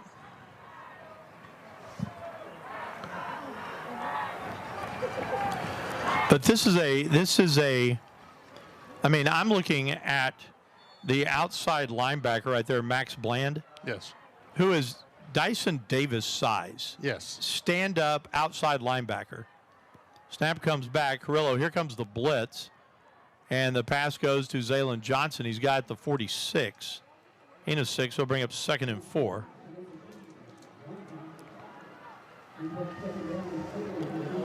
Second down 4. Clock running under a minute 40 to play. Malik Bracey locked up on Zaylon Johnson.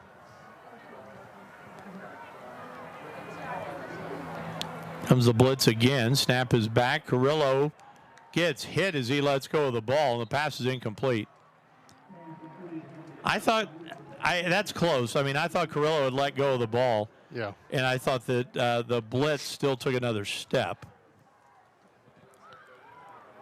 Third down. A little worried you could have seen intentional grounding with Zaylon Johnson going inside and the pass going outside. Well, here, just like you were talking about, you have to be so careful to not give Argyle the ball back. We're at a minute 18. Carrillo faces pressure, rolls left, stands in the pocket, throws, nice catch. Tavius Collier makes a really nice catch at the 35 and is thrown down at the 33. That's Bender. Oh, excuse me, 33-yard line for the first down. The Cougs will move the sticks with a minute 7. Cougars lucky to not have a holding call. They did. No, they called timeout. Well, you got an injured. Why is the injured player stood up before the trainers came out. So a minute 7 to play here in the first half. Cougars have the ball at the 33-yard line. We're going to keep it right here. Rick, give us some numbers again. All right, Cougars, 34 plays, 155 yards. Argyle, 24 plays, 311 yards. Hmm. Yeah. Argyle 162 yards passing on 11 of 12. 12 rushes for 149 yards. Cougars 19 carries for 39 yards. Jaden Carrillo 9 of 15, 1 interception for 116 yards for the Cougars. Neither team has been penalized so far in the game. That's impressive. Well, and I thought we were going to have a holding penalty on the last play. Number 33, Bomar broke through the line. Brody Bomar broke through the line and was pulled down from behind, but no flag thrown.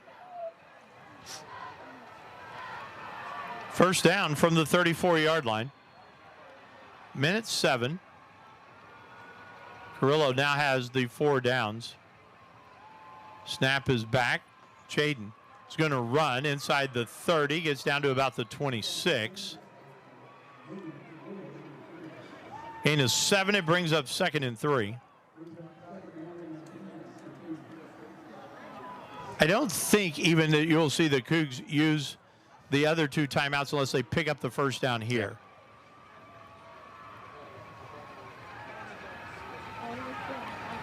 Snap is back. Carrillo. He's got a lane if he wants to run. He's dancing around. He throws. Looks for the back of the end zone, and the ball's incomplete. Well, he had some space there, Rick, if he wanted to run. He did. Kept his eyes downfield to throw, but you're right. He could have tucked it and picked up 7 or 8 yards down the sideline. 3rd and 3 now for the Cougars. 2 for 7 on the night on 3rd down.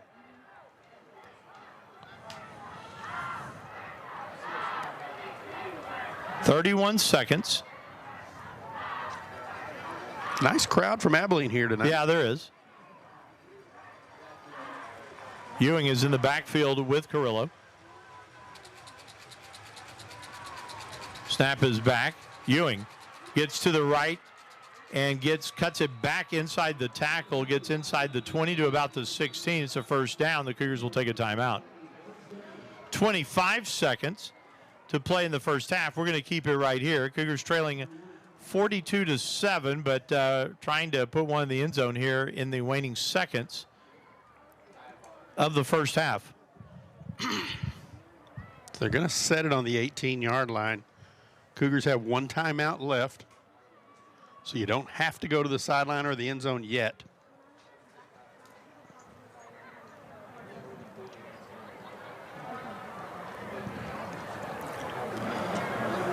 The thing that we've liked about this Cooper team all year long, they're going to fight you. Oh, yeah. I mean, it's not. They're not going to roll. They're not going to roll. They're going to sit here and see what they can do. And that's a testimony to the coaches. Yes. And this has been such a fun team to be around from listening to Coach Roan all year long.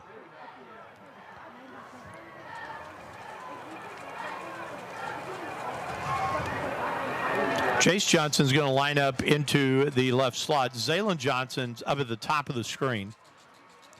Bender again the H-back and 2 backs in the backfield. Bender now moves up to a more tight end spot on the right side. Ball to the right hash. Snap comes back. Here comes Ewing fighting through 1 tackle. Can't fight through the second one. Cougars will now use their last timeout. Well, now then, Rick, with 17 seconds, you have to throw to the end zone. Yeah. But you've set yourself up for 3 plays here. I mean, I don't guess you have to throw it in the end zone. You could get something. You get something underneath even and spike the ball. You just have to have the spatial awareness right now. Or work the sideline. But you can't afford a sack. And everybody's got to be hustling to get back to the line of scrimmage.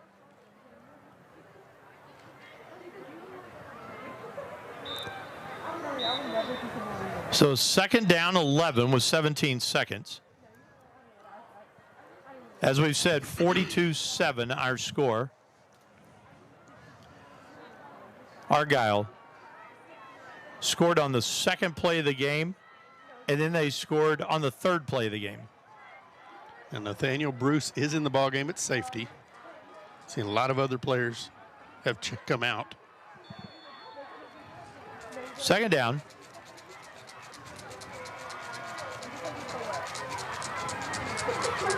Carrillo takes the snap, Ewing stays in, gets a good block, throws backside. Collier caught. Touchdown Cougs. Tavius Collier with the catch in the back of the end zone. Nice play. And with 7 seconds left, the Cougars have cut it to 42-13.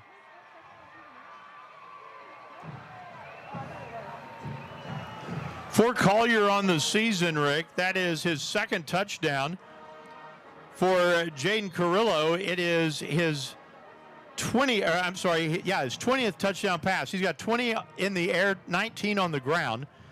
Felipe Herrera's kick is up, and it's good. 7 seconds to play in the half, 42-14.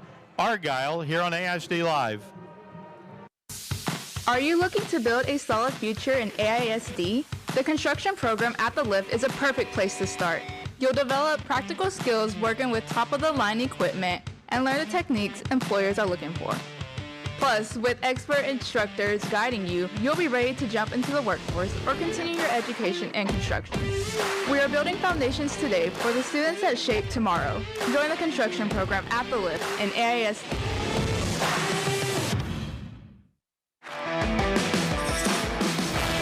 Now back to Cougar football with Jimmy Pogue and Rick Casey. Cougars go 8 plays, 60 yards in a minute 58. Tavius Collier, an 18-yard catch from Jaden Carrillo. Felipe Herrera's point after has made it 42-14. Argyle with the lead. Cougars will kick off. Watson Bell and Julian Caldwell go deep for Argyle. Asamani will kick it off.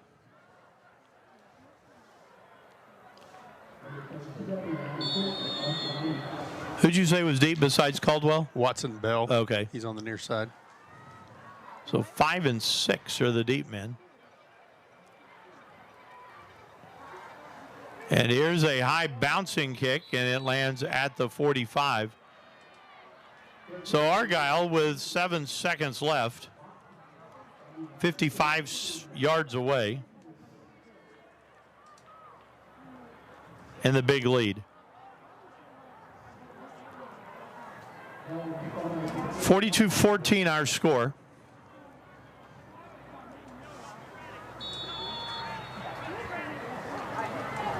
Win.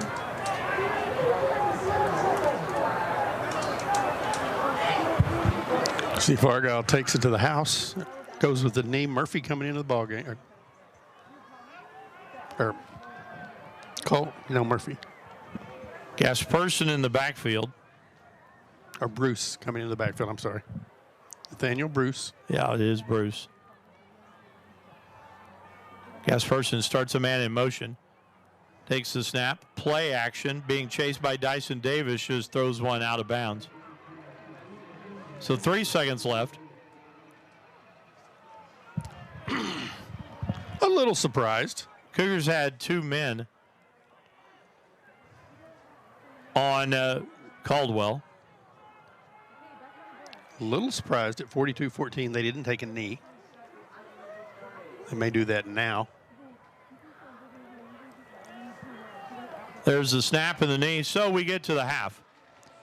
First half is in the books. It has been all Argyle, Rick. 42-14. They lead the Cooper Cougars here in the area round of the playoffs. We're going to take a timeout. Be back with a halftime show after this on AISD Live. This is our future. This is our journey. In AISD, CTE gives us a place to grow. To explore. To discover what's possible. We're learning skills that matter. Skills that open doors. Skills that create careers. CTE is where passion meets purpose. We don't just study, we create. We solve problems. We prepare for what's next. In AISD, CTE challenges us. It supports us. And inspires us. The world is changing. But so are we. We're ready to lead. We're ready to serve. We're ready to make a difference. This is our moment. This is CTE in AISD. You guys just didn't want it bad enough. That should have been an easy win. What were you doing out there? You got to hustle. You could have made that play if you'd been open. On the car ride home after the game, when you think you're helping by telling me what I did wrong and what I need to work on, all I hear is that I'm not good enough, that I'm supposed to be perfect, that it's not okay to lose. On the car ride home, all I need to hear is how much you love me and enjoy watching me play, that my worth isn't determined by my performance, that even on my worst day, I am worthy, that you see me learning, growing, and doing my best, and that is enough. This message presented by the UIL and the Texas High School Athletic Directors Association.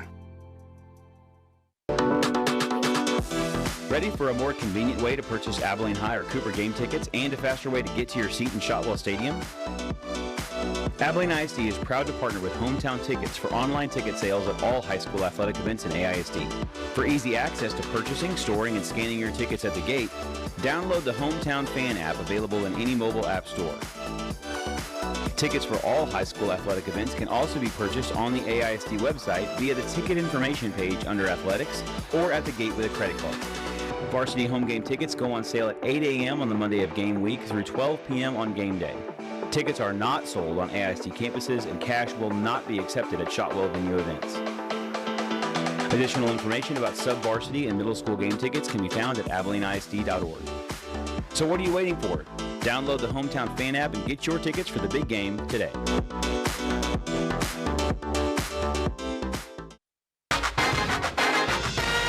You're listening to AISD Live, Abilene ISD's exclusive home for streaming live games and events. For more live events featuring your favorite AISD students and teams, stay tuned to AISDlive.org, follow us on the AISD Live Facebook page, or subscribe to our Abilene ISD YouTube channel. Visit the AISD Live website for sponsorship opportunity information. Enjoy the game.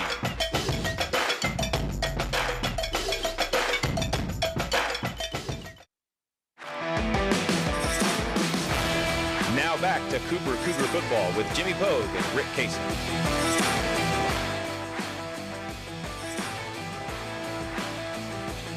Welcome back to Wildcat Stadium in Godley at the half. Cougars trail the Argyle Eagles by a score of 42-14. Let's go ahead and take a look at our halftime stats. Cougars have 11 first downs to Argyle's 12. Cougars have run the ball 22 times in the game for 53 yards. Argyle 13 carries, 148 yards. McGuire Gasperson is 11 of 13 for 162 yards passing. Jaden Carrillo 10 of 17, one interception, 135 yards for the Cougars. Cougars then finished the first half, 39 plays, 188 yards. Argyle, 26 plays, 310 yards in the half. Neither team has been penalized. Cougars turned the ball over once on the muffed kickoff.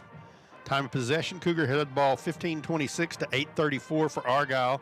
Cougars punted one time for 33 yards. Argyle punted one time for 56 yards. Cougars 3 of 8 on third down. Argyle 0 for 1. Cougars 2 for 4 on fourth down. Argyle has yet to go for it on fourth down. Let's look at individual numbers for the Cougars. Jaden Carrillo, 10 of 17, one interception, 135 yards and one touchdown through the air.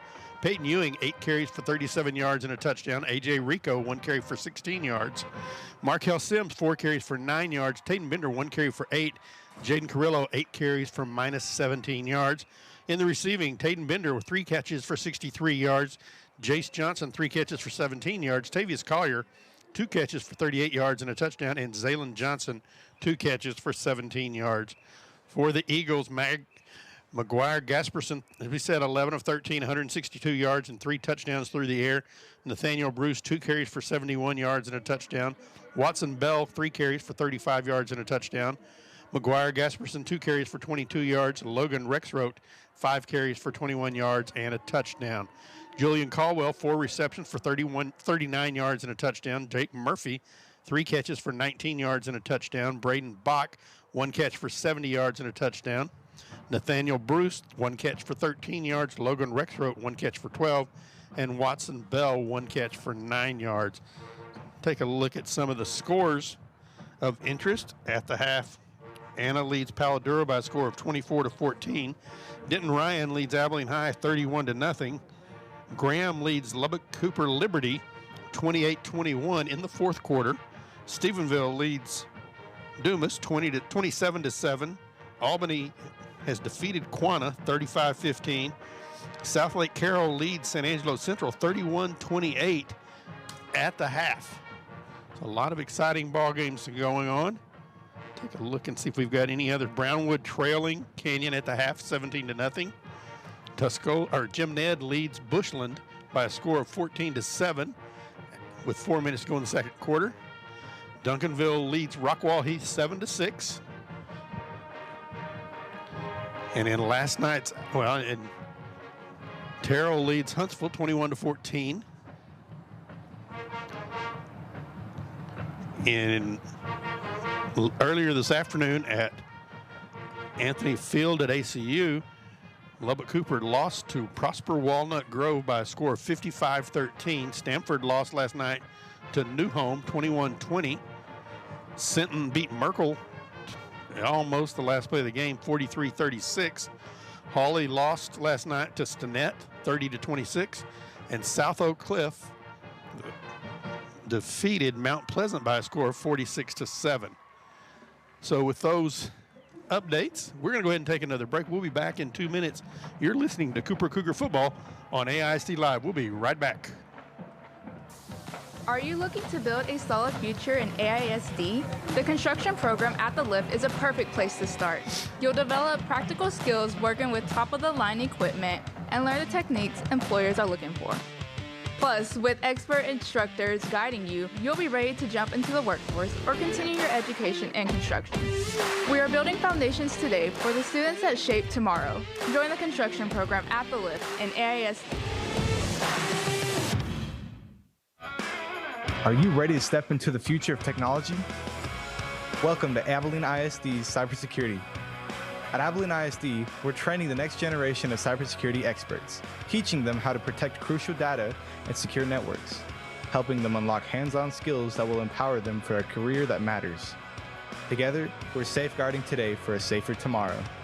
Join cybersecurity class at Abilene ISD, where your journey as a digital defender begins.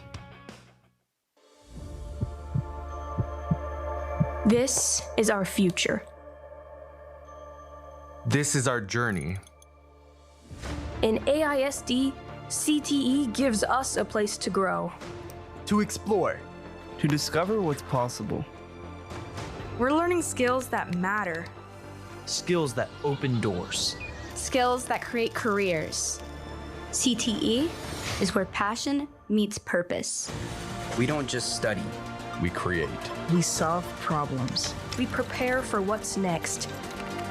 In AISD, CTE challenges us. It supports us. And inspires us. The world is changing. But so are we. We're ready to lead. We're ready to serve. We're ready to make a difference. This is our moment. This is CTE in AISD. You guys just didn't want it bad enough. That should have been an easy win. What were you doing out there? You got to hustle. You could have made that play if you'd been open. On the car ride home after the game, when you think you're helping by telling me what I did wrong and what I need to work on, all I hear is that I'm not good enough, that I'm supposed to be perfect, that it's not okay to lose. On the car ride home, all I need to hear is how much you love me and enjoy watching me play. That my worth isn't determined by my performance. That even on my worst day, I am worthy. That you see me learning, growing, and doing my best. And that is enough. This message presented by the UIL and the Texas High School Athletic Directors Association. Ready for a more convenient way to purchase Abilene High or Cooper game tickets and a faster way to get to your seat in Shotwell Stadium? Abilene ISD is proud to partner with Hometown Tickets for online ticket sales at all high school athletic events in AISD. For easy access to purchasing, storing, and scanning your tickets at the gate, download the Hometown Fan app available in any mobile app store. Tickets for all high school athletic events can also be purchased on the AISD website via the ticket information page under athletics or at the gate with a credit card. Varsity home game tickets go on sale at 8 a.m. on the Monday of game week through 12 p.m. on game day. Tickets are not sold on AISD campuses, and cash will not be accepted at Shotwell venue events. Additional information about sub-varsity and middle school game tickets can be found at AbileneISD.org. So what are you waiting for?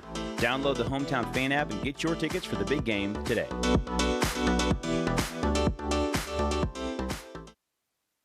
Smokey the Bear. Then you know why Smokey tells you when he sees you passing through. Remember, please be careful, it's the least that you can do. What you desire, don't play with matches, don't play with fire. After 80 years of learning his wildfire prevention tips, Smokey Bear lives within us all. Learn more at SmokeyBear.com, and remember, only you can prevent wildfires. Brought to you by the USDA Forest Service, your state forester, and the Ad Council. Now back to Cougar football with Jimmy Pogue and Rick Casey. I'm sitting here just kind of smiling through this, Rick, because here in the first half we had Lance Alford, who played college baseball at Hardin Students when I was the sports information director. Former student council kid Andrew Stevens back here, who, as we connect family trees, knows Caleb Smith. Caleb was once his boss. Caleb's once been everybody's boss. Yep. Bossing us around in here tonight. Yes, you don't shake me off, Caleb. Yes, you are. Saw Austin Smith, former Stuco. It's a Stuco convention is basically what it is. Yeah. That's, our thought. I said to Andrew, once a Stuco kid, always a Stuco kid. You could just leave here and go to Chin Lee. Yeah. He's been there. He's been there. We did some work there. So, it's 42-14 here. Give Cooper some credit. Yes. They have put a couple of touchdowns on the board. This Argyle team, I said a moment ago, I was saying to Lance, this is as good of a five. Well, I said on the air, I don't know who beats them unless you get to a Sock or somebody like that, P&G, whatever.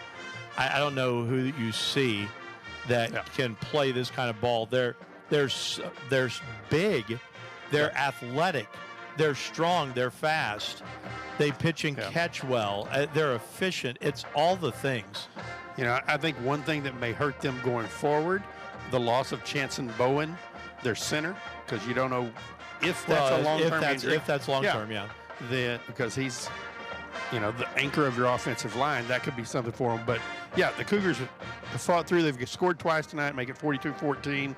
Last week, Lucas Lovejoy didn't score, lost 59-0. So I honestly thought when you were talking about Bowen, I thought he hyperextended his knee. Yeah.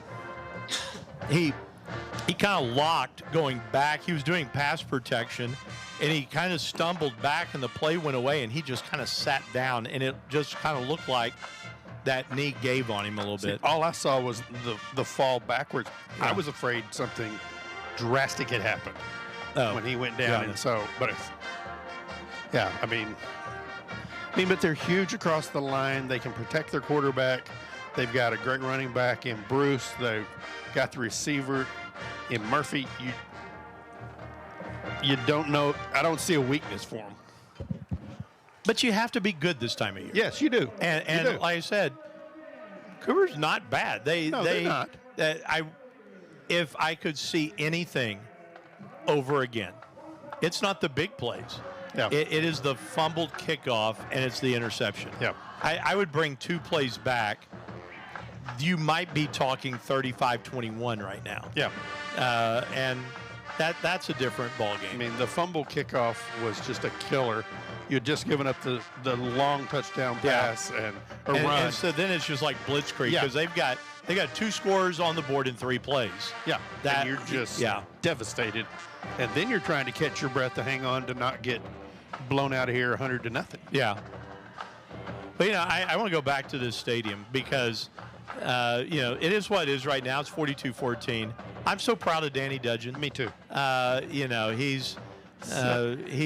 has found a diamond. Yes. It's not in the rough. He's found a diamond. He's found a diamond, yes. And this place is just phenomenal. And, he was telling me when we had a chance to visit that there's a lot of growth coming here.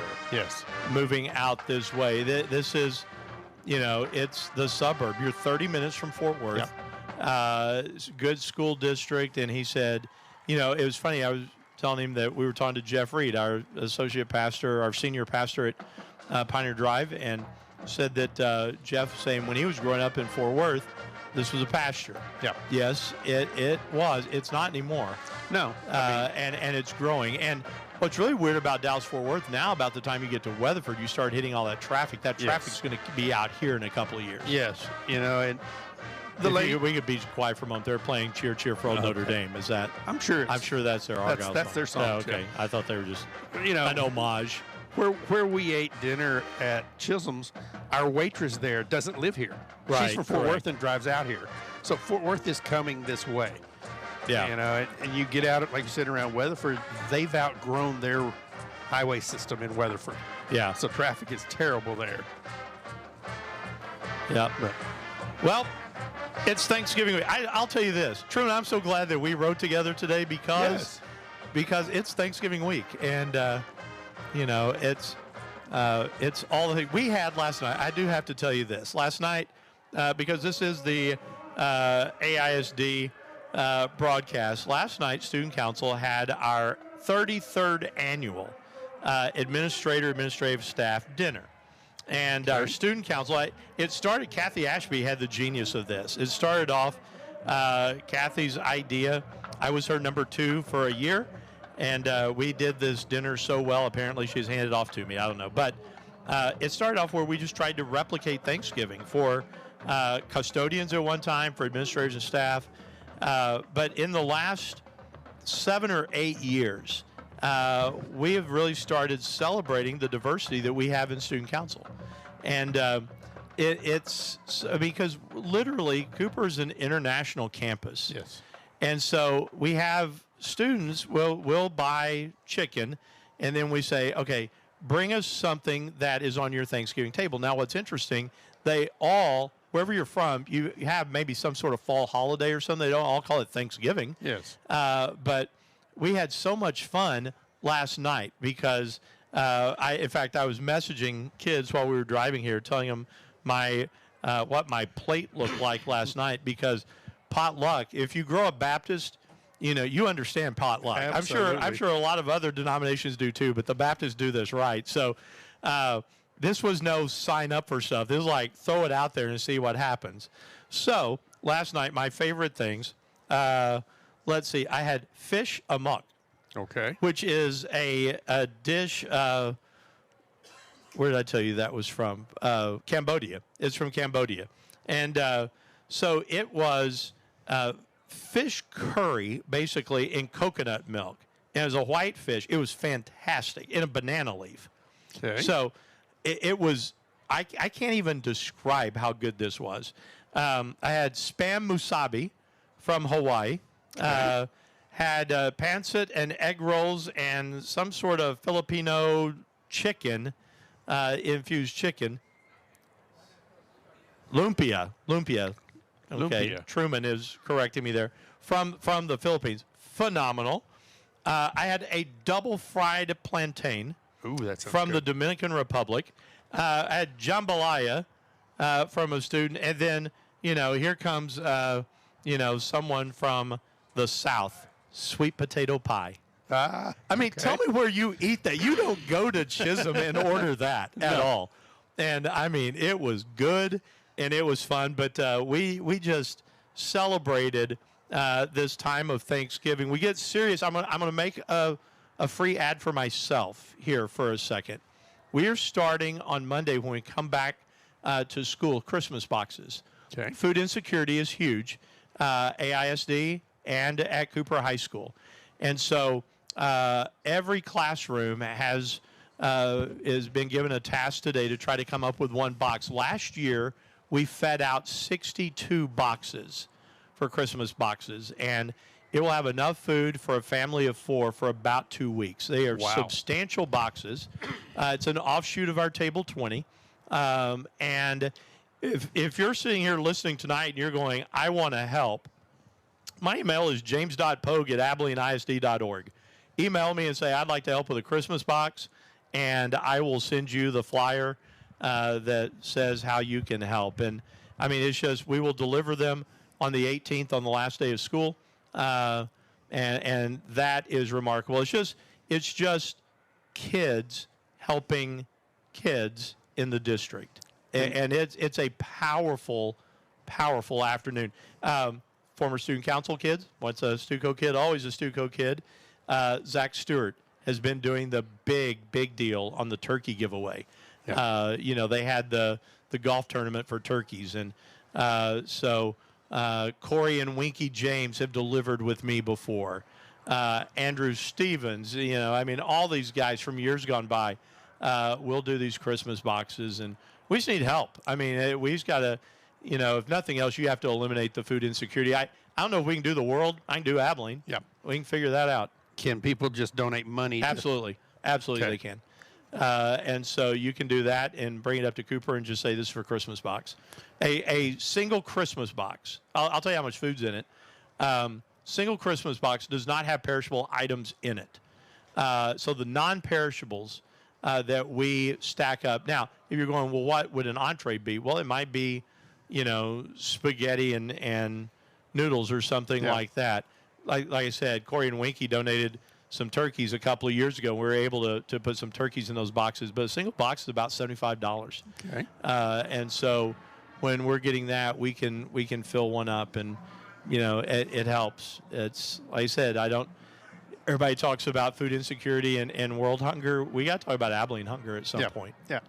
Cooper High School hunger. No doubt. No doubt. I mean, Abilene High has it. Yeah. It's such a great ministry of your kids to look beyond themselves. Yeah. To invest in others and to do it the way you do it. It's just an amazing thing.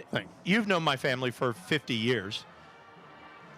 So the Pokes did Thanksgiving different than most people.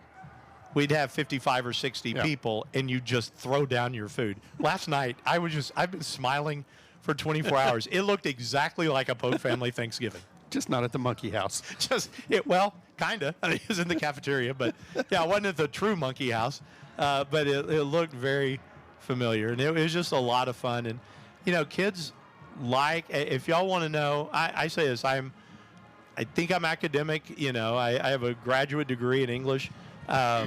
But when you start talking about your life's work, your life work is have you helped other people? Absolutely. And if we have helped kids feed kids, here's one: kids are now feeding adults. Our Table 20 has expanded the border, and sometimes people are say, hey, my neighbor doesn't have any food. Okay, if we do, we will. And so we're just trying to be good neighbors, and I think that's the bigger. I don't know.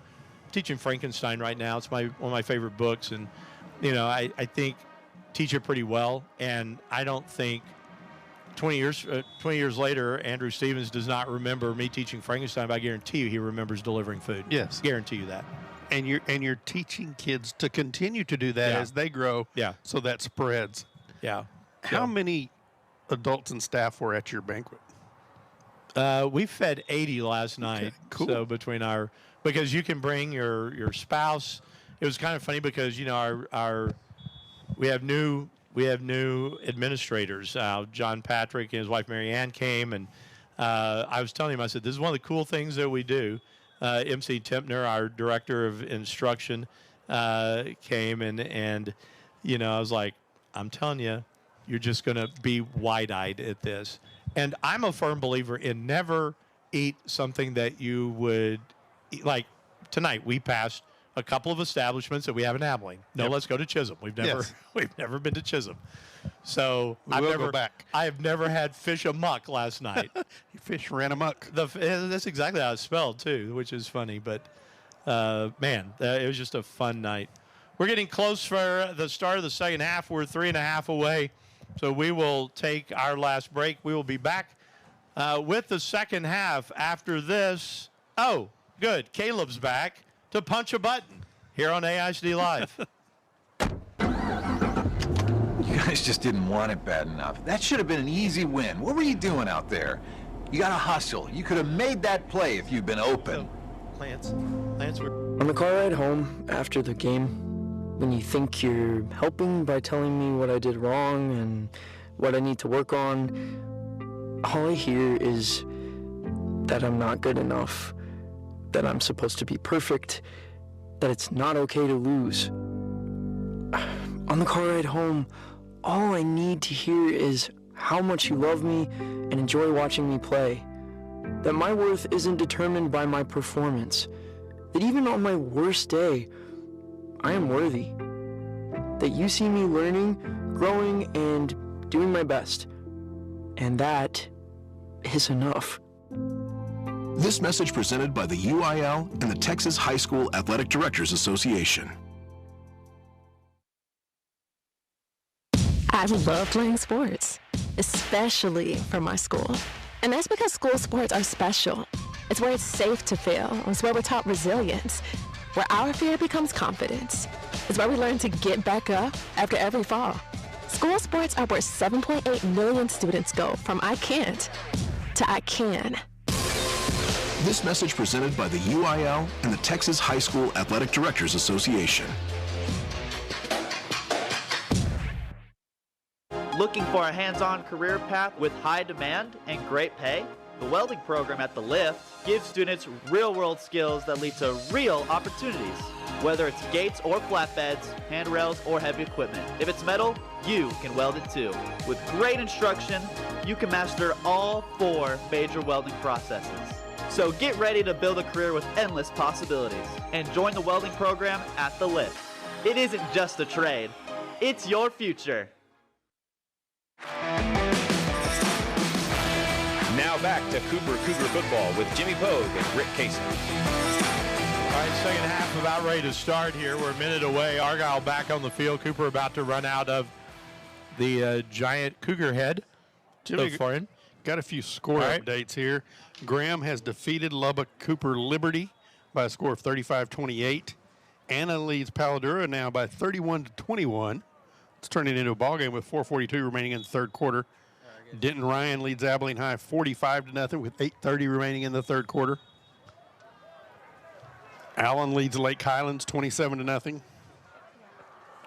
Stephenville leads Dumas 34-7.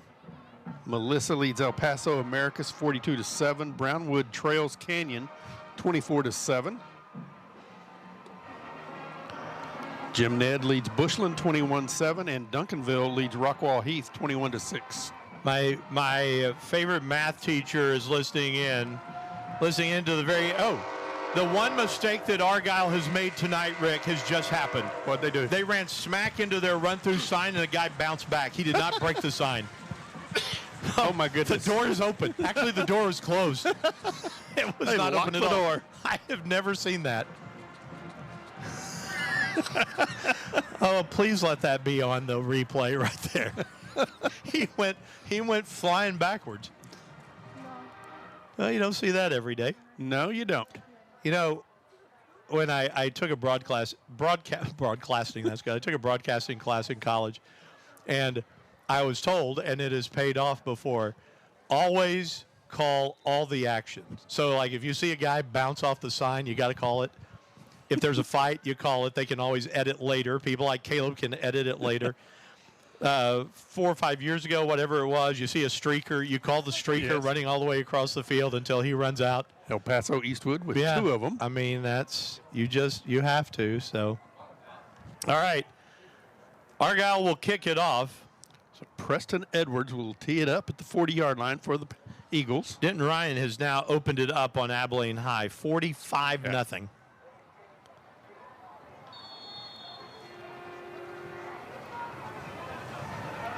And here's the kick. And this comes down to the 12-yard line. Rico, 15, 20, 25 across the 30, and out to about the 34-yard line. That's where the Cougars will start 1st and 10 as we start the third quarter. Now, the Cougars scored on their last possession. You know, and what you do here now, Rick, is you build because it's a tenuous position that you're in because You have these seniors that have given you everything, and this has been, like we said, such a fun year. Yes. Of football, but you also are building, and you want these guys that are the sophomores and juniors on this team to say, hey, we scored on the last drive of the first half, first drive of the second half. Yeah, I mean, I think you want to go out and show that we do not quit. Right. So on first down, Carrillo rolls out, looks, throws, and this one is caught by Zaylen Johnson at the 42-yard line. Caleb, I'm going to ask you a question. Now they're going to call it incomplete. All right. So they back them up to the 34 again. So I know that here we are in a 5A playoff game, but do the officials to a degree swallow the whistle? I mean, just to let it play out. I mean, if you see something egregious, it's one thing, but I'm just asking the question. Well, I know you're not a football official, but I'm just asking. You understand the striped shirts more than I do. Game management of it. Okay. All right. I think the officials want the game to be decided by the players. Yeah. But I mean, I think that holds true in any playoff game. You don't see as many penalties called. Here's a little swing pass, comes out to Peyton Ewing. Ewing a cut back, 35, 40. I'll guarantee you this, Peyton Ewing's not giving up. No. I'm going to mark him on the 39, Jimmy. Duncanville has opened up now on Rockwall Heath. 29-6 is the score at the half. 3rd and 3 for the Cougars. Cougars are 3 of 8 tonight on 3rd down. Okay, I'm going to show you this. Here's the handoff again. Ewing gets to the right side, cuts it back, 44-yard line, first down. We all have wives like this, but my wife has gone to the Duncanville Rockwall Heath game. Okay, you remember Flat Stanley when you were in school? Yes. They actually have Flat Jimmy. There I am. Aww. I'm at the game as well. You're there. Everybody needs to see that. Oh, sorry, you lost the picture. Here's Carrillo back to throw, looking long, and he almost had Collier. Collier's still down. Now he's getting up. Good coverage back there for Argyle. Collier had split the secondary. He will go out now. Matthew Balventine will come in. I think that's the perfect picture. Except, when did I get white hair? A long time ago. Oh, that escaped me. I didn't know that happened. 2nd and 10 for the Cougs. 10:34, third quarter. Snap is back, rolling out. Carrillo throws. Zaylen Johnson at midfield has the catch. Brings up 3rd down. Make it 3rd and 4.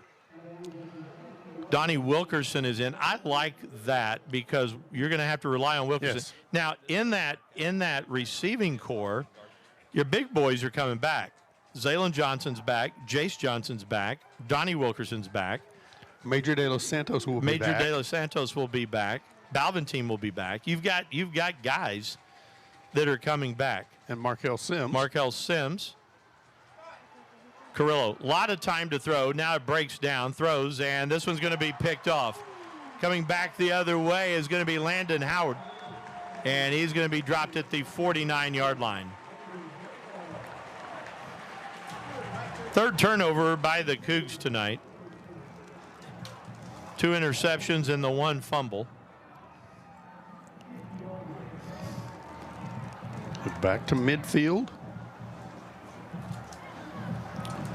Argyle right atop the midfield stripe. McGuire Gasperson stays in at quarterback. Watson Bell will be his running back. Nope, he won't. He's going to be a receiver. Nathaniel Bruce comes in at running back.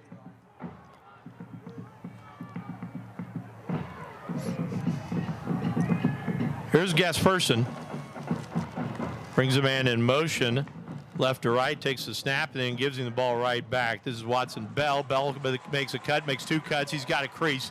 25 to the 20. He's going to be driven out of bounds at the 20-yard line. Whoever the Cougar is way over there that made the stop is not getting up. Yeah, you got to stop the play here for a second, even though the man's out of bounds. It's A.J. Rico that's down. So Rico is out of bounds on the Cooper side and down. You know, A.J. Rico is only a junior. He will assume that leadership role in the secondary next year. Yeah. You know, and the other thing is when you start looking at it, you got Dot coming back. You lose your front three. Lafette Bati will be back. Bo Burns back. You know, you have guys. The thing that you have to find is a quarterback. Got to find a quarterback and an offensive line. Yeah, I mean, the quarterback is going to be the key, though. All right, first down for Argyle at the Cooper 20-yard line. Gasperson rolling right, pump fake, looks, throws, has a man at the 15. That is Caldwell, and Caldwell is stopped at the 15. Jacob Bynum with the tackle. How long do the Argyle starters go is going to be our question. Yeah. I would think you'd want to be really careful because you don't want to, this point in the year, you don't want anybody getting hurt. Right, right. Caldwell, 5 catches, 44 yards tonight. Gasperson, quick little out, has a man pass caught. Watson Bell, and Bell is down to the 5-yard line. It'll be first and goal. You know, and the thing that you talk about, I mean, Argyle's deeper than most teams. Yes, they are. However, you've seen a center go out tonight, who actually I think is back in now. No, I don't see. I can't see the center. I've got a running back. Yeah, he is back, 79. Yeah. Snap is back on first and goal. Gasperson, a pump fake, rolls, throws, back of the end zone, incomplete. And, you know, I don't think that you ever play in fear that someone gets hurt. No. But I do think that there's a point in time, you know, Caleb was talking about game management. There's a point in time where you manage your game to say, we've done what we need to do in this game. Yes. You know, now, do I think it's yet? No. Because it's a 28-point lead, and the Cougs came back from a huge deficit last week. Here's the handoff. Not much there, but down to the 3. But if you put one in here and you go up 35, I think that you have to start thinking about your next game. Yes, because they know it's going to be Prosper Walnut Grove. Yeah. And that'll be a huge game. So it's third and goal at the 3-yard line. Gasperson takes the snap, holds it, throws it, incomplete. Now, there's a flag. There's a bad time for your first flag of the night. Yes. Back judge, I think it's defensive holding. I don't think it's pass interference. Trying to run that little dump.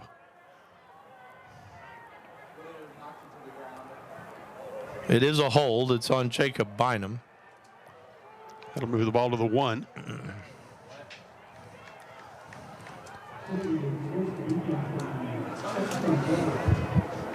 Now the Cougars have been penalized 1 time for 1 yard.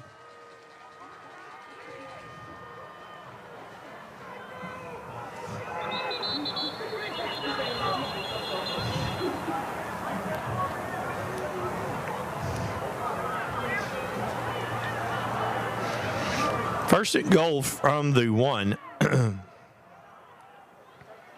Umpire still standing over the ball. Yeah, I'm not sure what the holdup is right here. No.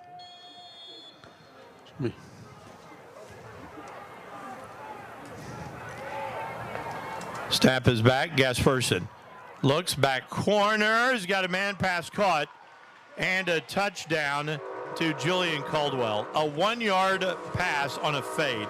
Yeah.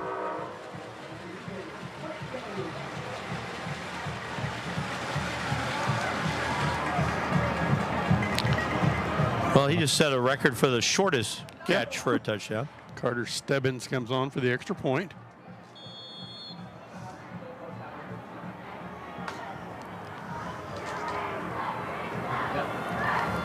Stebbins for the point after. Snap is down, kick is up, and the kick is good. 8:22 left to play in the third. 49-14. Argyle here on AISD Live.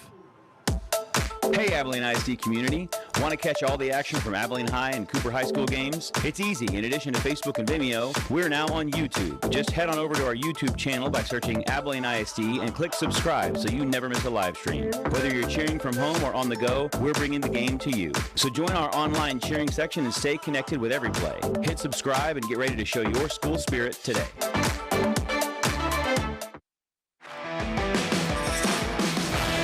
Now back to Cougar football with Jimmy Pogue and Rick Casey. Argyle goes 6 plays, 50 yards in a minute 53. Julian Caldwell, a 1-yard touchdown pass from McGuire Gesperson. The point after is made it 49-14.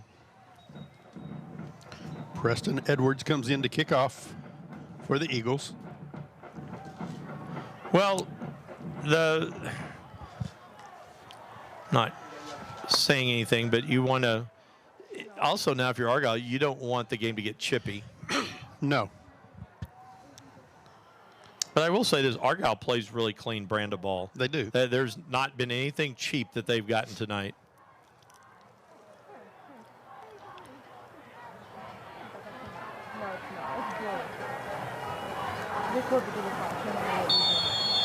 There's the whistle. I was going, where is it? And the kick. Returnable, Balventine. 27-yard line. 28-yard line. Cougars will have the first down at the 28. Well, and we talked about during the halftime break, you look at this game and you can't go back and say, well, if we had only done this, correct, we'd have won, or if we'd only done that. Tonight, the better team has the lead.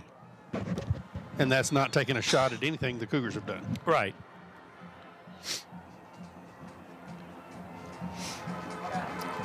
First down for the Cougs at the 28-yard line. Snap is back on first down. Carrillo throws it. Bender. 30. He's going to get wrestled out of bounds at about the 34.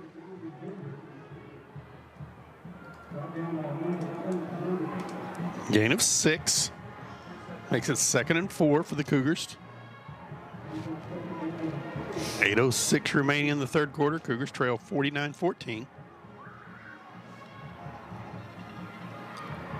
Snap is back. Here's the handoff. Ewing gets to the 36. What are Ewing's numbers? Peyton Ewing has 10 carries for 44 yards and a touchdown. You know, he's been so underrated. Yes. I mean, he has been a very serviceable back for 3 years now for the Cougs. Here he comes again. And Ewing is out to the 39-yard line. Should be enough for the first down. He's a guy that I really hope gets a look from somebody. Yes. Mark him on the 38, but it is a first down.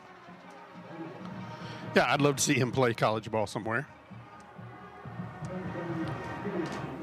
He is such a hard worker. Yeah.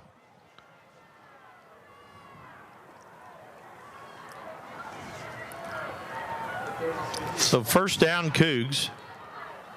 The 39.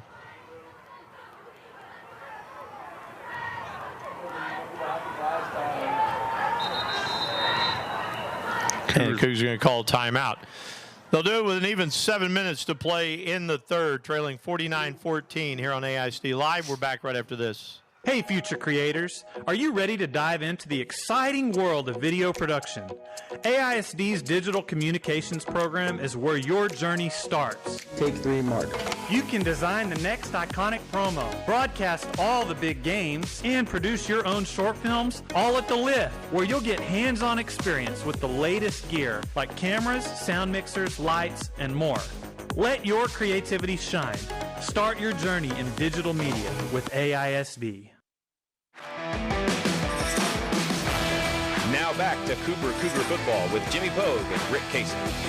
7 minutes to play in the third. Cougars trailing Argyle 49-14. You know, there's a couple of guys on the Argyle sideline, Rick, that I know pretty well. Yeah. Shay Nanny, one of the offensive coaches, was the OC here. I think he still is, actually. And his son, Cale Nanny, played football with my son at Hardin Simmons, was a slot receiver. Both work on this team. They're doing a good job. Yeah. 1st and 10, handoff, Markel Sims. Or was that Bender? I think it was Bender. Yeah, I think you're right. To the 42, gain of 3. Makes it 2nd and 7. I would like to see just once, if you had the time, throw long to Zaylen just to see. He's getting press coverage here. Covered by Offner now. Yeah. Snap is back. Here's saying the screen, but that was just blown up too fast. That was intended for Bender, and it brings up a 3rd down.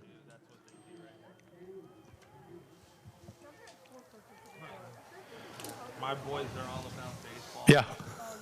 I can hear the whole conversation. 3rd down. 3rd and 6 for the Cougars. Their own 42.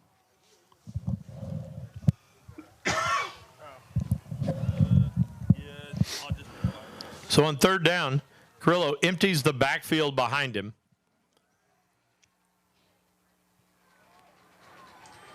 Takes the snap, stands in, under a lot of pressure, and he's going to go down. All the way back to the 39, he'll bring up 4th down. Pressure on him that time before he could even think about where to go with the ball. And the Cougars are going to punt. Jay Rico comes in.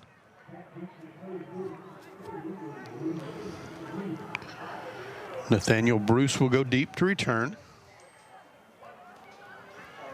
Yeah, you have to do this. Yeah.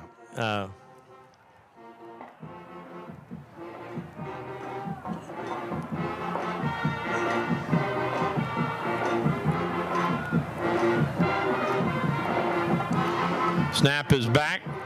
Rico is hit. Ball got away. No flags down. They may have gotten a hand on it.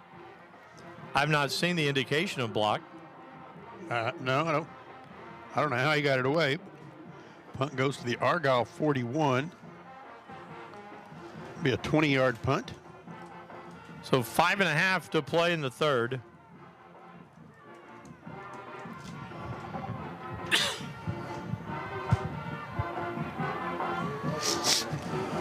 Well, and, you know, again, at 49-14,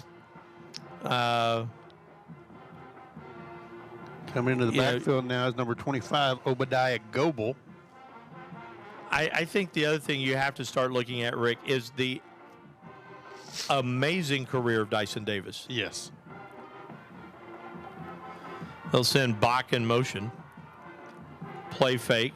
Yes, person looks long, throws long. He's got a man out there. Pass caught. Touchdown. Julian Caldwell. This time they go 59 yards.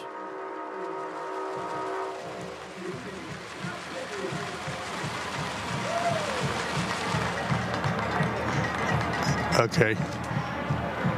I'm going to go ahead and say this. There's no need for that pass. You're up 49-14. Well, I think they want. I think they were wanting to put 50 on the board.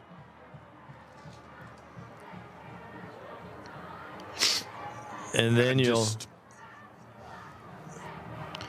I think that's putting up numbers to put up numbers. Yeah, I agree with you. Snap is down. Kick is up. Kick is good. It is 56-14. We will take the timeout here on AISD Live. I love playing sports, especially for my school. And that's because school sports are special. It's where it's safe to fail. It's where we're taught resilience, where our fear becomes confidence. It's where we learn to get back up after every fall. School sports are where 7.8 million students go from I can't to I can.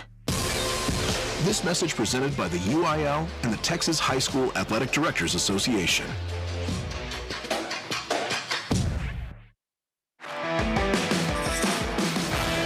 Now back to Cougar football with Jimmy Pogue and Rick Payson. Argyle goes one play, 59 yards in 10 seconds.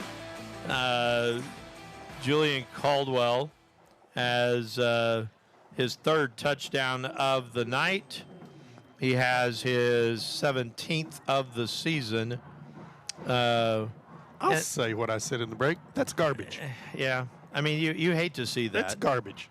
I mean, if you line up and run it and we can't stop the run, okay. Well, when you're throwing it to your All-American receiver on the deep pass, that's garbage. Kickoff time for the Eagles now. All right. Ma'am. And here's the kick. Comes down to the 15-yard line.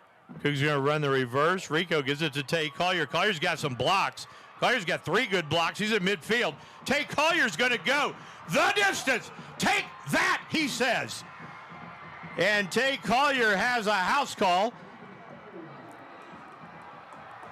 from 90 yards out on the reverse.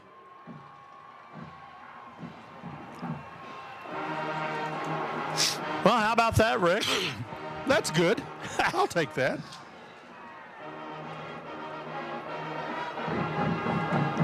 Felipe Pereira comes on for the extra point. Maddox Tespel will have the hold when Maddox comes on the field. Well, Maddox threw a heck of a block to kind of set that up. Jaden Carrillo comes on. Carrillo comes on. Caspel got decked on his block, so I don't know. We got to find Maddox over there someplace. Snap is down. Kick is up, and the kick gets through. So 5:05 left to play third quarter, 56-21 our score. Again, back with more right after this. Hey, Abilene ISD community. Want to catch all the action from Abilene High and Cooper High School games? It's easy. In addition to Facebook and Vimeo, we're now on YouTube. Just head on over to our YouTube channel by searching Abilene ISD and click subscribe so you never miss a live stream. Whether you're cheering from home or on the go, we're bringing the game to you. So join our online cheering section and stay connected with every play. Hit subscribe and get ready to show your school spirit today.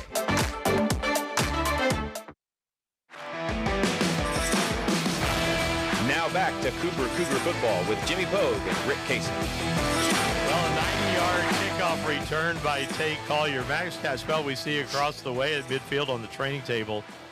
I was he had the block that kind of sealed the wedge here that Collier got around, and he paid the price for it. Wow.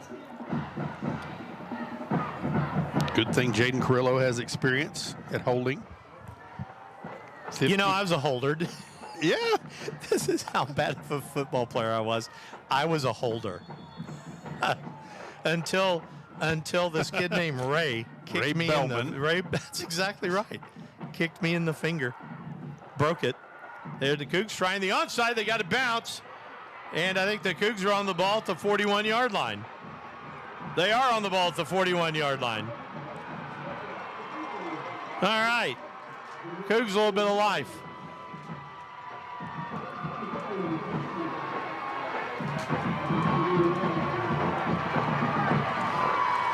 I will say this about the Cooper season. 5 fake punts. I know. What is that? The 3rd or 4th onside they've recovered this year. And officially this drive starts at 5:25 because we had the kickoff return. Well, there you go. And now this. 56-21. Carrillo has 3 men to the right, 2 to the left. Peyton Ewing starts in motion. Snap back. Carrillo stands in the pocket. Carrillo now breaks, throws underneath, and the pass incomplete. Had Collier coming across. If he could have just got a little bit more on it. Secondary is giving good coverage for Argyle, though. They still got their starting secondary in the ballgame.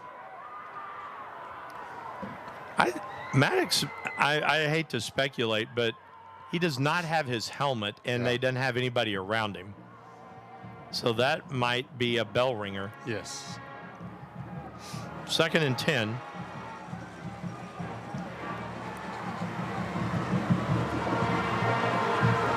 Play action. Carrillo, a step back. Jaden looks for a block. 35, steps out to 33.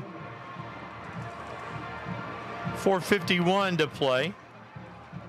Gain of 8 on the play for Carrillo. 3rd and 2.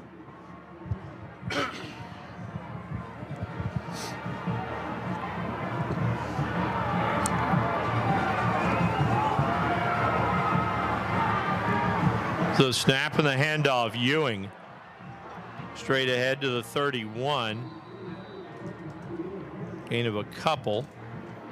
It's enough for the first down. That's enough for the first. 14th first down of the night for the Cougars.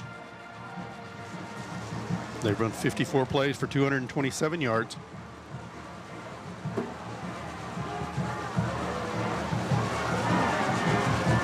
So from the 31-yard line.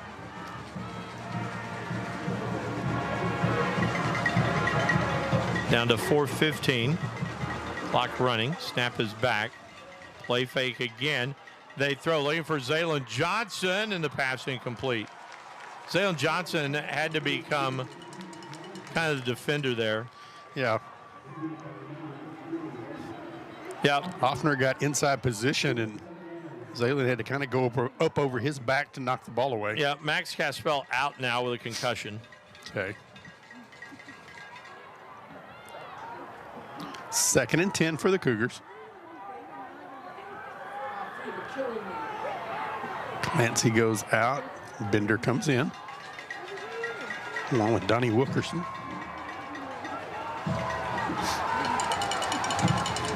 Second down 10. Snap comes back. Carrillo stands in the pocket. It breaks down. Carrillo running for his life, being chased. Avoids 2 men. Falls forward to the 25.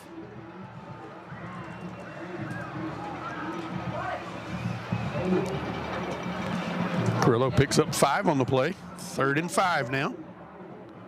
Ewing checks back in. Wilkerson goes out.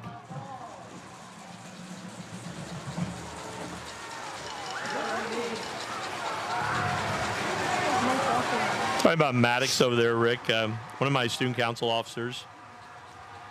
I like watching for him during the game. 3rd down 5. Snap is back. Screen is set. Bender down to the 15. And it is a first down for the Cougs to the 14-yard line. Great job of Carrillo to hang on and get rid of the ball as the pressure came. Jaden's now 14 of 27 for 166 yards.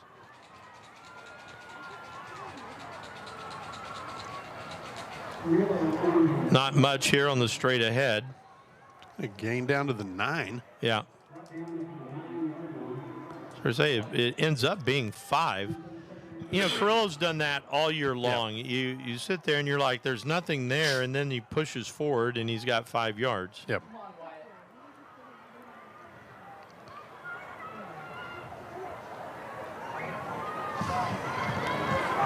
Tyson O'Neill checks in, number 99 for Argyle at the nose. O'Neill was their listed starter. He's at 305 and a senior. 2nd and 5. Carrillo throws the fade, looking for Zaylen Johnson, and that's incomplete. Yeah, he was there. The man in coverage with him is Braden Offner. I think Offner was face guarding more than he was defending. That's one of those where they swallowed their flag. 3rd down. 3rd and 5.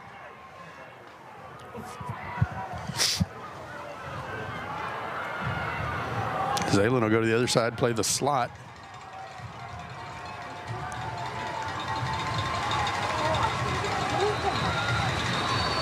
Cougars will call timeout. That's their second one. The 2:47 mark.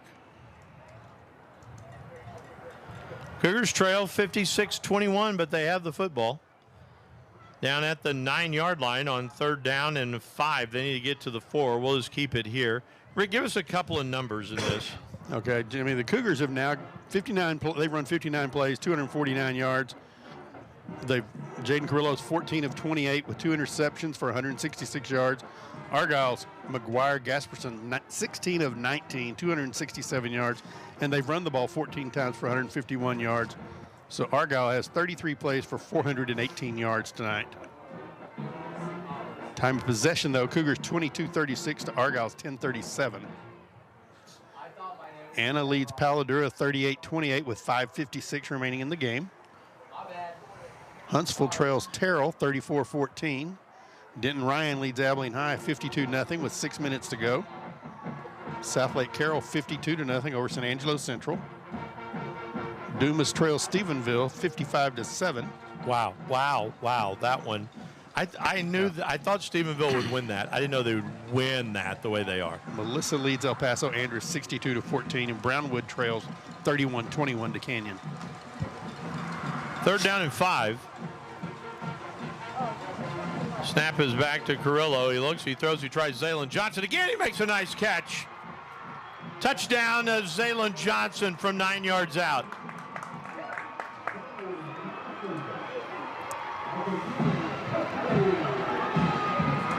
Remember that Zaylon Johnson, only a sophomore, Rick, and that is his 10th touchdown of the year.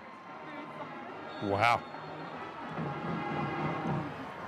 Cougars need Jaden Carrillo to come back and hold. Herrera for the point after. There. Who's coming now? Is that Balventine? I believe so. Matthew Balventine comes out to hold. For Felipe Herrera.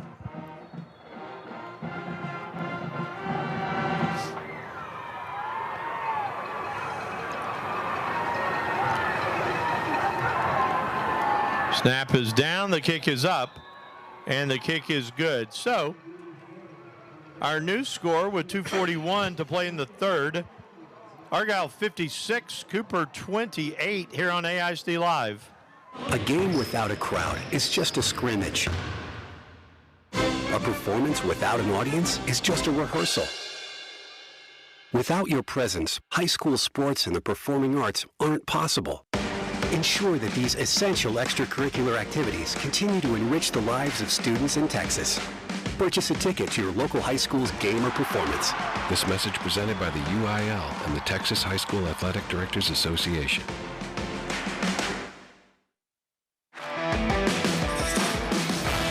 Now back to Cougar football with Jimmy Pogue and Rick Casey. 41 yards and 244. Zaylon Johnson has his 10th touchdown of the year. 9-yard pass from Jaden Carrillo. Point after is good. 56-28. Rick, you're just talking about numbers right now, but I want to say this. Congratulations on the Cougar fight here. Yes, absolutely. So, I think Asamani's kicking this deep. Yep.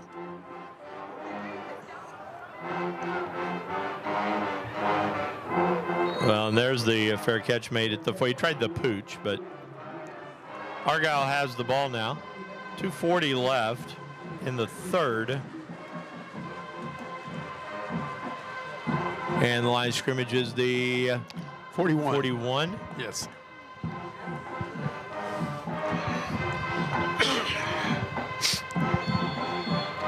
The Cooper touchdown probably brings Gasperson back out, though. Oh, yeah. I mean, it's a 28-point game. Well, it brings Nathaniel Bruce back to the backfield. Yeah.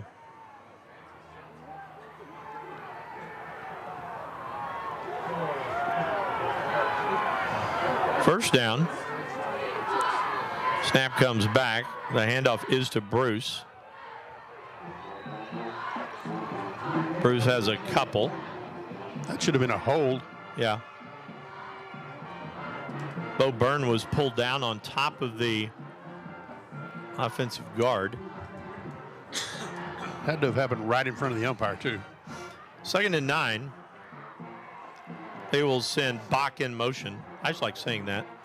Here comes some pressure. Gasperson throws. He's got a man out here. Pass caught. by Jake Murphy. Murphy gets to the 47 of Cooper. 11 yards on the play for Murphy. It's a first down.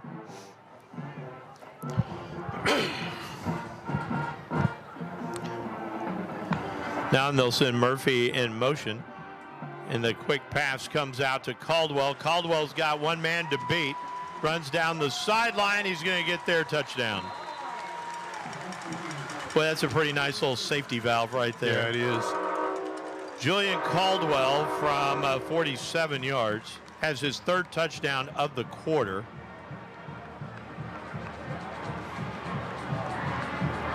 Carter Stebbins will come out for the extra point.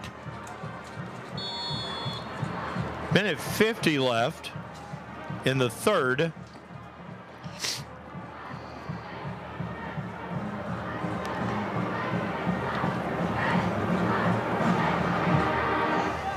Snap is down, kick is up, and the kick good. A minute 50. Our new score is 63-28. Argyle here on ASD Live. Smokey the Bear. Then you know why Smokey tells you when he sees you passing through. Remember, please be careful, it's the least that you can do. What you desire, don't play with matches, don't play with fire. After 80 years of learning his wildfire prevention tips, Smokey Bear lives within us all. Learn more at SmokeyBear.com, and remember, Only you can prevent wildfires. brought to you by the USDA Forest Service, your state forester, and the Ad Council. Now back to Cougar football with Jimmy Pogue and Rick Casey. Julian Caldwell has his third touchdown of the quarter, his fourth of the ball game. 47 yards from Gasperson. The point after is made it 63-28.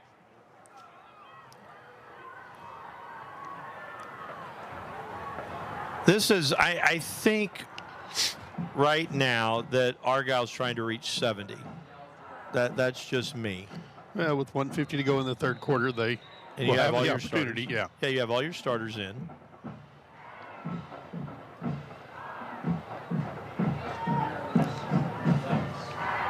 Cooper is just outmatched between, honestly, everybody this season has been outmatched by Julian Caldwell. Yes.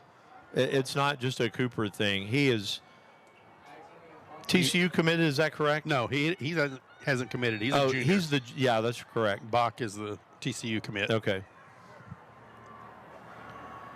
Here's the kick. High and short, dot at the 20. Dot. Fights off one man, gets to the 22-yard line. So, Caldwell, Rick, is going to be a big-time recruit. Yeah, he is. I mean, this guy, the way he runs, the way he catches, everything he catches is out with his hands. He's smooth. I mean, you're talking I think Caldwell could be an Alabama, Georgia. Yeah, he could. He's one of those type guys. He's smooth too. Yeah.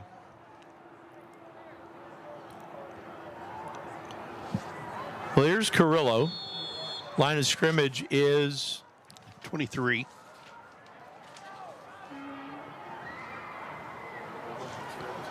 On first down, Carrillo throws, and Zaylen Johnson has the catch.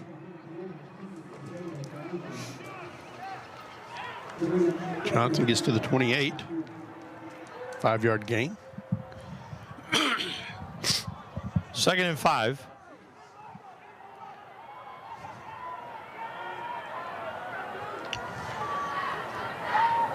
Carrillo, broken play, was trying to hand it off. No one went anywhere. Brings up 3rd down. No gain on the play. 3rd and 5. You know, one of the, I think football is so interesting in the strategy, is the strategy of Argyle right now, are they like, as long as Cooper leaves their ones in, we're leaving our ones in? Right. I mean, I'm trying to figure that out. 3rd down. Carrillo throws, and this is incomplete. It's intended for Bender. Yeah. Brings up 4th down. Cougars do. Yeah, they're going to punt. Okay.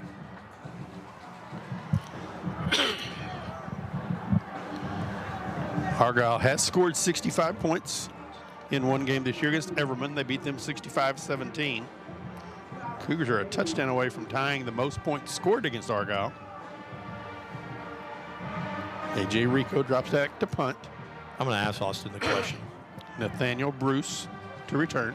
Bruce stands back at the 40.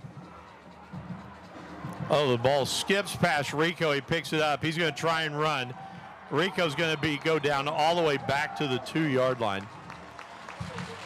Let's take a break for 1 minute right here while they run the play in here on AISD Live.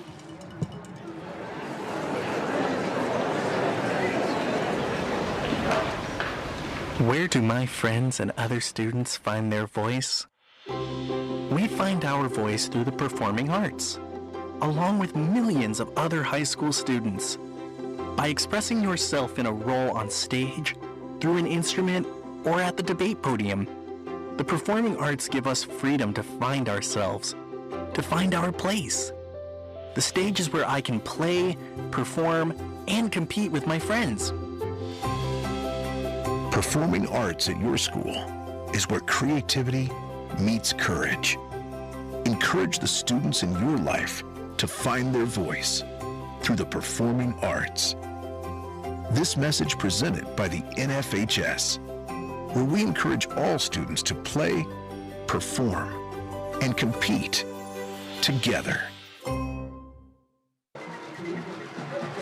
Obadiah Goebel takes a handoff from the 1-yard line and scores. And that makes it 69-28. Carter Stebbins on for the extra point.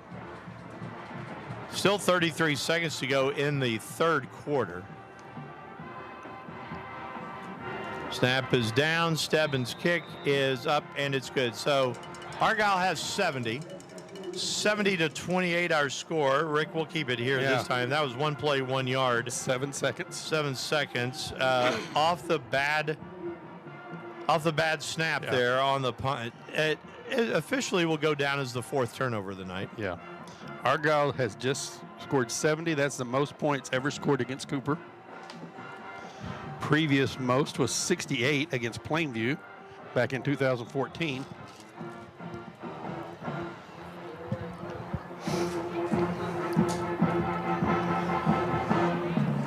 Carter Stebbins will come in now to kick off.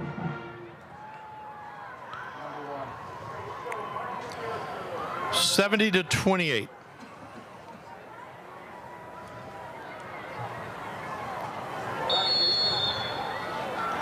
Thank you.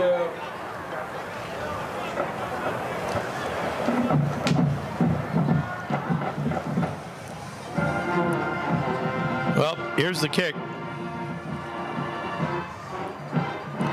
And this is out of the back of the end zone, a touchback, so the Cougs will have it at the 25. Well, I will say this, Rick, and you and I have talked about it before. You know, there are a lot of people that do what we do around the state of Texas, and they do games, Coronado, Lubbock High, you know, some places like that, where this is an accepted turnout of a ball game. This is the first time, 65th year of football for the Cougs. First time to ever give up 70. Jimmy, it's Abilene High has gone final with Denton Ryan, 59-0. With 2 minutes left in the game, Anna leads Paladura 38-35. Wow. Paladura's played better in that game than I thought. Markel Sims, I believe, with that carry. Sims or Bender? That was Sims. Sims. To the 32. That should be the last play of the third. Gain of 7 for Markel.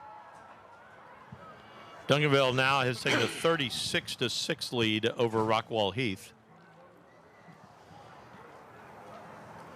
That is the last play of the third. We have played 3 quarters here at Eagle Stadium in Godley, 70-20. I said Eagle Stadium, Wildcat Stadium in Godley, 70-28.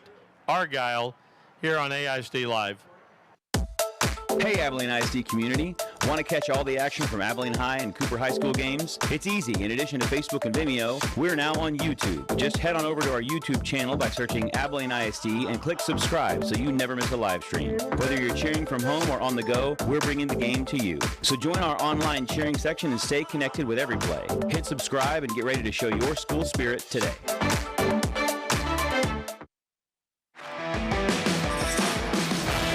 Now back to Cougar football with Jimmy Pogue and Rick Casey. Fourth quarter to start here in Godley, 70-28 our score. Argyle, the fourth-ranked team in the state, proving why. Yes. And we've said this, Rick, they're really good. They are.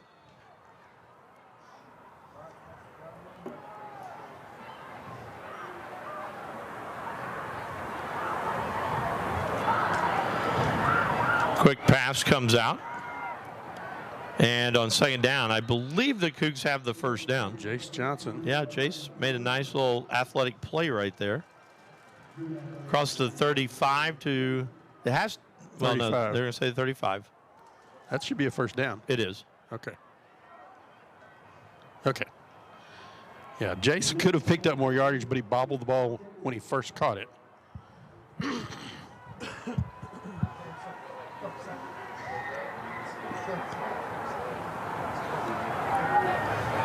On first down, snap is back. Carrillo stands in the pocket, rolls, points out a man, throws, has a man wide open. He's got Balventine. Balventine gets to midfield. That'll move the sticks. Gain of 15 on the play. Cooper lost to Chisholm Trail in basketball tonight by 1 point at the buzzer. Was that at Cooper? Yes. Okay. There's some guys that are going to be going to Michael Bacon's squad that will make them better. Tay Bender, Bynum, Jacob Bynum goes. Jaden Carrillo started at point last year. Jace Johnson's a wing. They got some guys that are going to make a difference. Carrillo being chased, steps away from one. He turns it upfield. 45-40, slides at the 38-yard line. Gain of 11 for Carrillo. Enough for the first down. 19th first down of the night.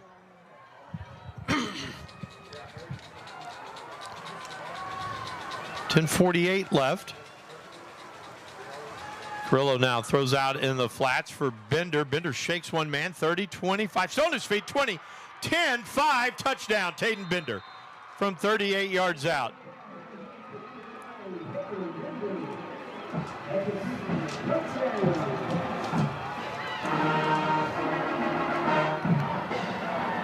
Nice job by Bender.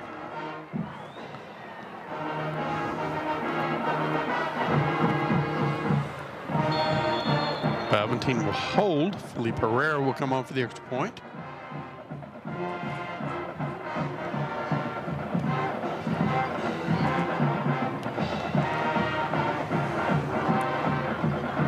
Snap is down, kick is up, and the kick is good. 10:32 left.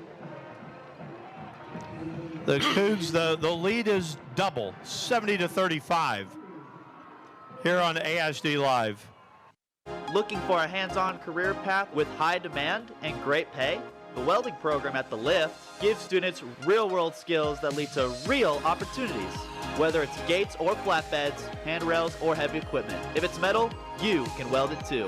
With great instruction, you can master all 4 major welding processes. So get ready to build a career with endless possibilities and join the welding program at The Lift. It isn't just a trade, it's your future. Now back to Cougar football with Jimmy Pogue and Rick Casey. Cougars go 5 plays, 75 yards in 2 minutes and 1 second. Taden Bender, a 38-yard pass from Jaden Carrillo. Felipe Herrera's point after is made it 70-35. Argyle with the lead. Cougs ready to kick it off. Sumani gets a big bounce on it and it goes out of bounds. Well, he got the bounce he wanted. Yeah, he did. Well, Argyle has a 1st and 10 now. I believe it was touched by Argyle. 43, yeah, guy batted it out of bounds. 20, batted the ball out of bounds. Which is a smart play. I mean, it took that big bounce, and all you had to do was swipe at it. And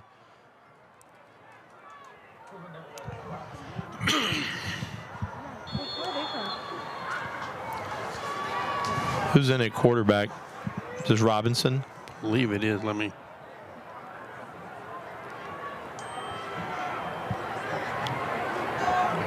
Yes. Preston Robinson on 1st down.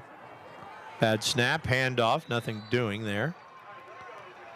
No gain, brings up 2nd down. Ryan Nelson on the carry.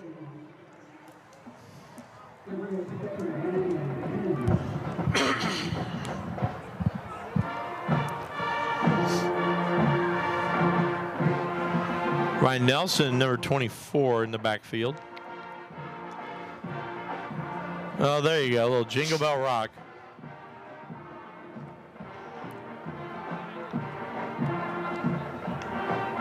Snap goes back. Robinson back to pass, being chased. Escapes 1. He's not going to escape 2. And he'll be stopped at the 46-yard line. Brings up 3rd down. 3rd and 7.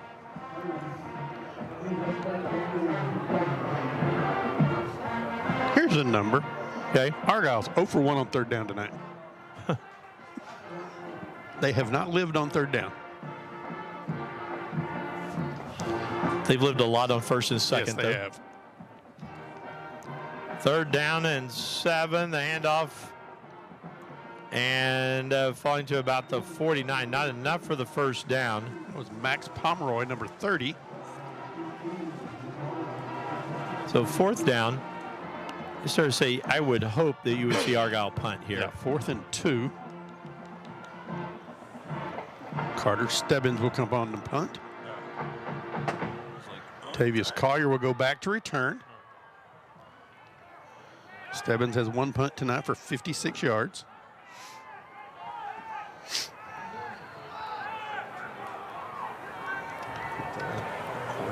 Better run some players on here. That was Max Bland. Play clock down to 1 second. They'll take the delay of game here. So delay against Argyle will move them back. Is that the first penalty on Argyle tonight? Yes. I started to say. So 8.5 minutes to go in the ball game, and that is the first penalty against the Eagles. It's only the 2nd penalty called tonight. Yeah. Cougars have 1 for 1 yard. Yeah. Snap is back. Devon's punt. Good kick. Takes a bounce. Cougars move away from it. It's downed, and so with 8 minutes and 15 seconds left to play, 70-35 is our score.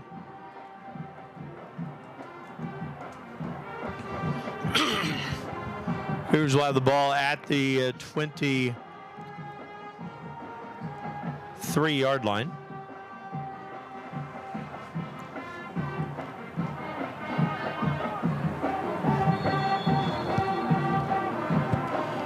Chase Johnson and Tate Collier come out to the right side into the boundary. I think Offner may be the only starter still out there for Argyle.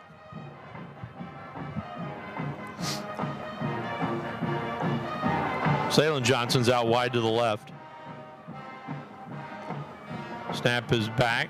Carrillo gets hit, and down he goes at the 18. Plus a 5 on the play brings up 2nd and 15. Pressure from the backside. Carrillo never saw it coming. Well, and the snap was early. It was kind of like that Carrillo was just there naked because there wasn't anybody that moved up out of their stance because the snap came in too early. 2nd and 15 for the Cougars.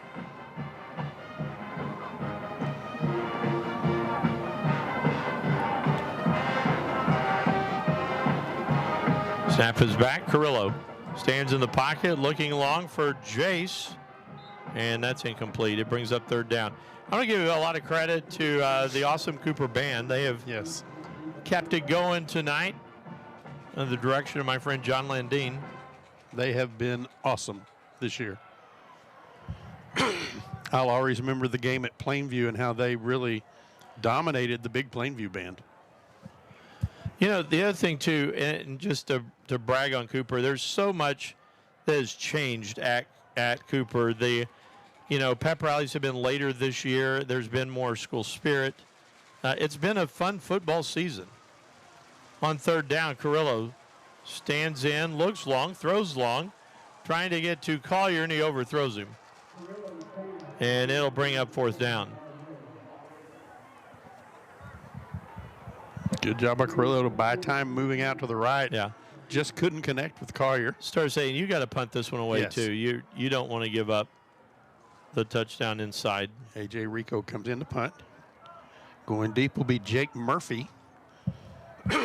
He'll line up just inside the Cougars' end of the field, 49. Yeah, get Collier off the field first. Finally. I started to say he was over there with the far 40. It's a little shaken because he went down pretty hard on that. Snap is back. Rico's punt is away. And fair catch is made at the 45-yard line. 7 minutes, 6 seconds left. Argyle leading 70-35 with the football.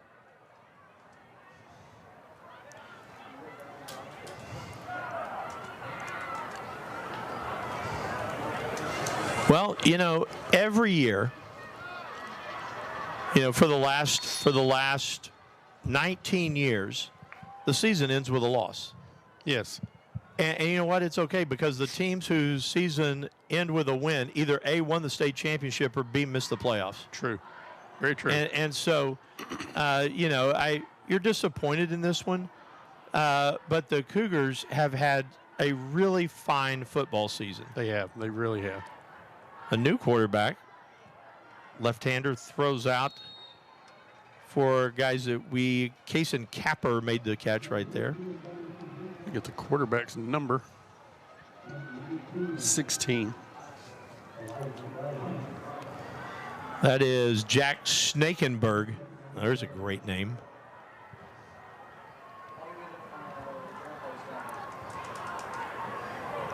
So a loss of 3, back to the 45. Second down, 13.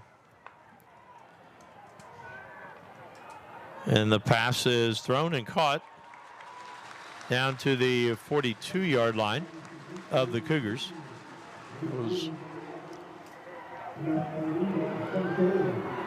Get a number 5. No, it's not 5. Looks like 7. Malik Bracey is who it looked like. No, it's number 3. Is it 3? Okay. Okay, 3. First down. 3 is Micah DeLeon. Another pass. And that one's dropped. I don't like the throwing of the football here. I don't either.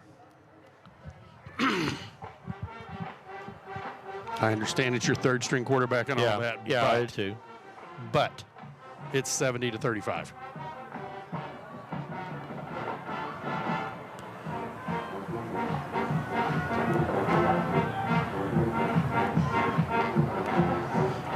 So 2nd and 10.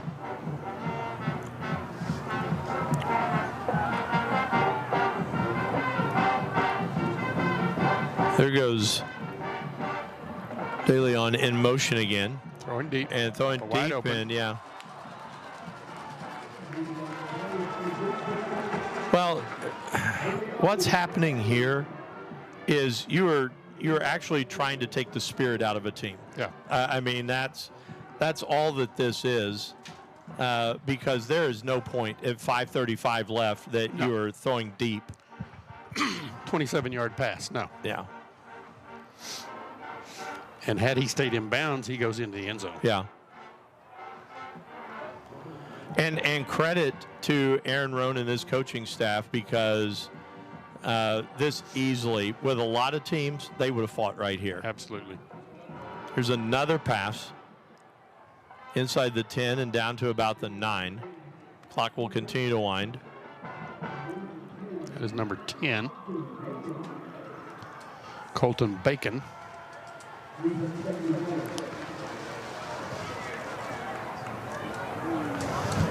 He's actually down to the 8-yard line. 2nd and 4.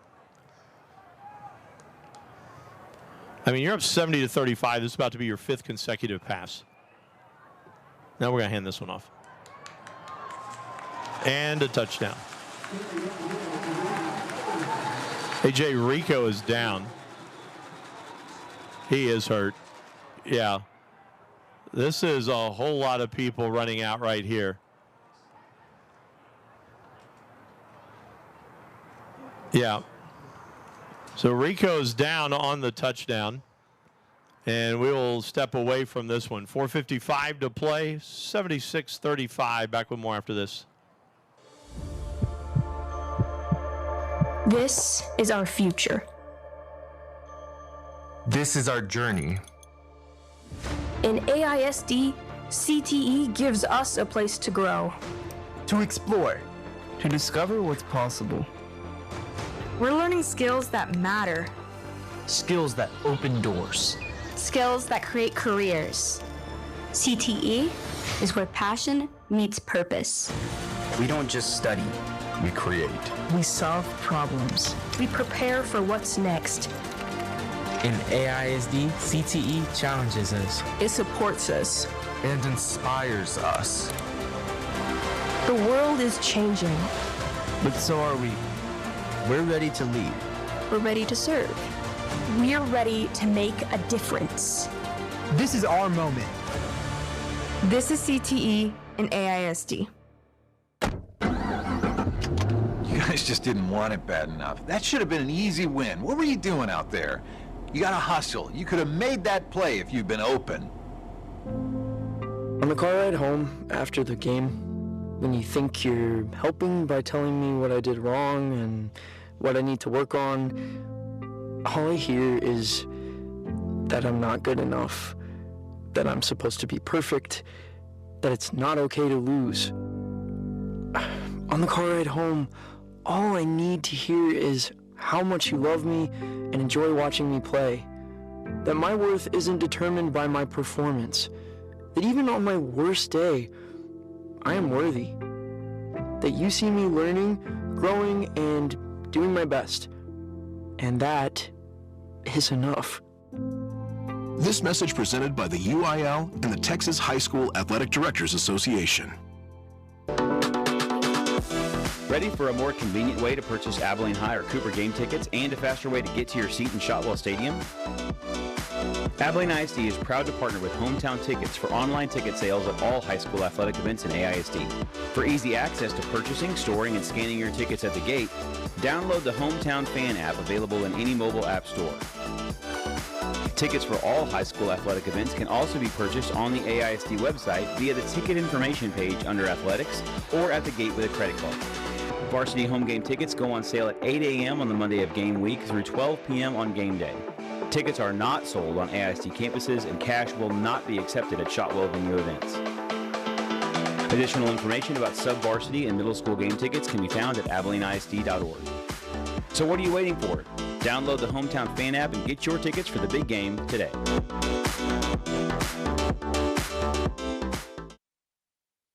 In school sports, it's easy to see the wins, the moments that make headlines. But there's so much work that goes unseen for any of it to happen. My name is Phil Risen, and I'm the Executive Director of the National Interscholastic Athletic Administrators Association. Throughout the country, athletic administrators dedicate countless hours to making life-changing opportunities possible for student athletes through sports.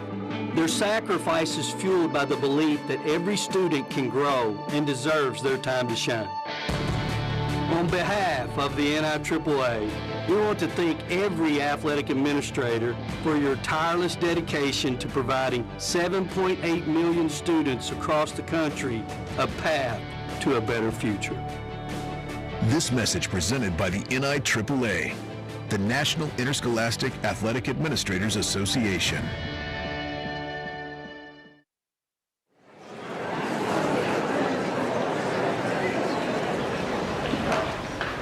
Where do my friends and other students find their voice?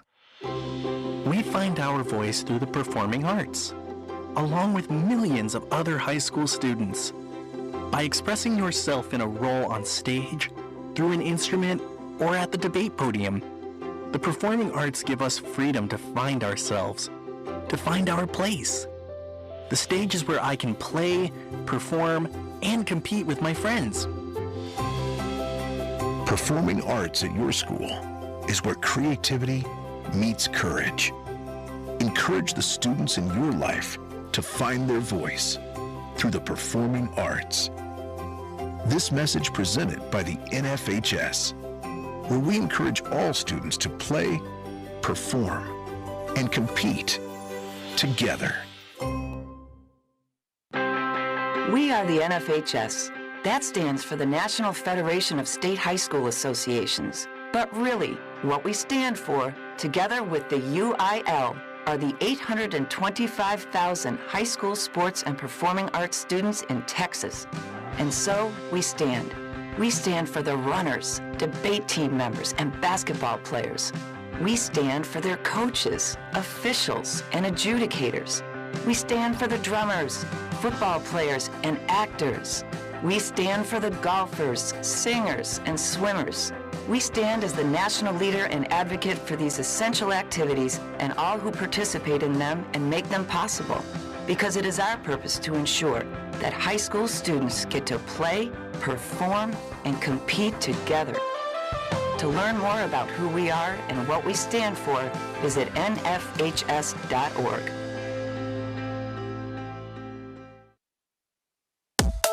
Hey Abilene ISD community, want to catch all the action from Abilene High and Cooper High School games? It's easy. In addition to Facebook and Vimeo, we're now on YouTube. Just head on over to our YouTube channel by searching Abilene ISD and click subscribe so you never miss a live stream. Whether you're cheering from home or on the go, we're bringing the game to you. So join our online cheering section and stay connected with every play. Hit subscribe and get ready to show your school spirit today.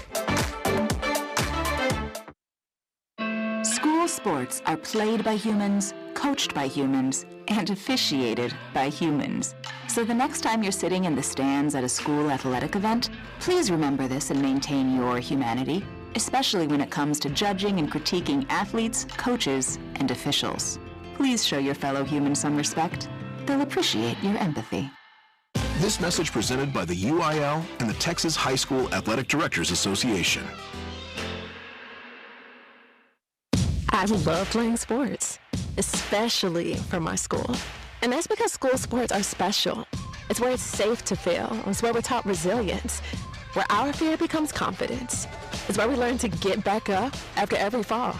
School sports are where 7.8 million students go from I can't to I can. This message presented by the UIL and the Texas High School Athletic Directors Association.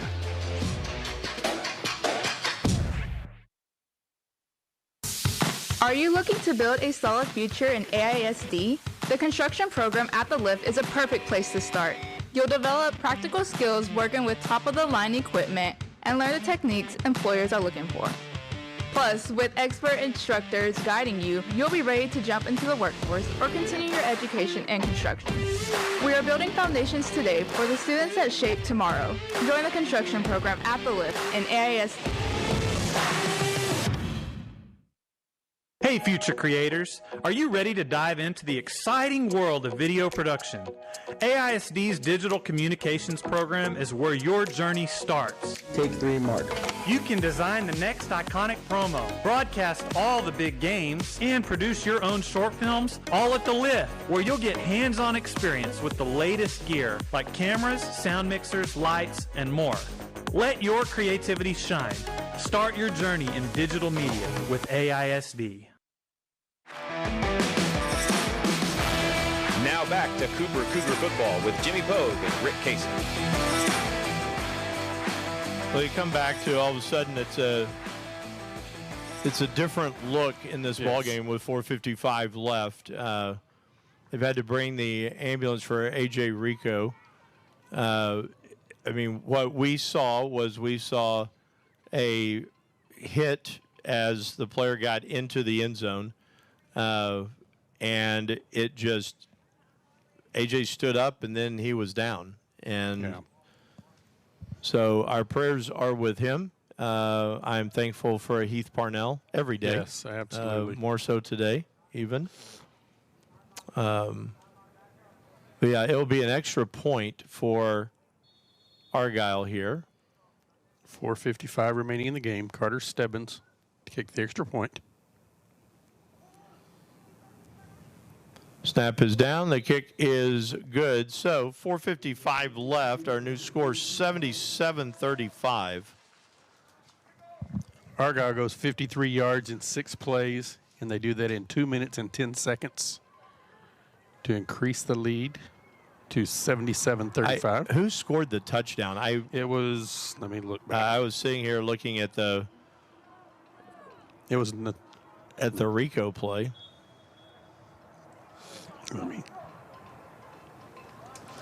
Well, it just the stadium is just quiet. I mean, that's what has changed here.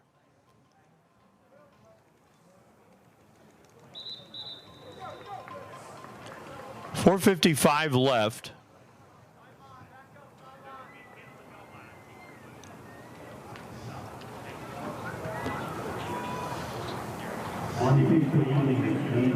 And the kickoff will come at 77-35. Okay, this touchdown was scored by number 30, Max Pomeroy.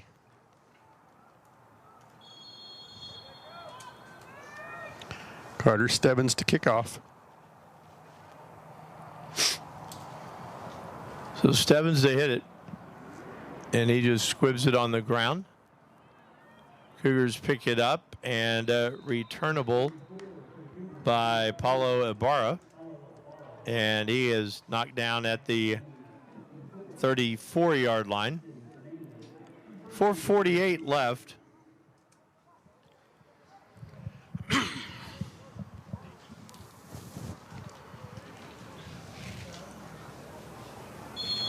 So now then the Cougs will have the football at the 34. Jonathan Rico in at quarterback now.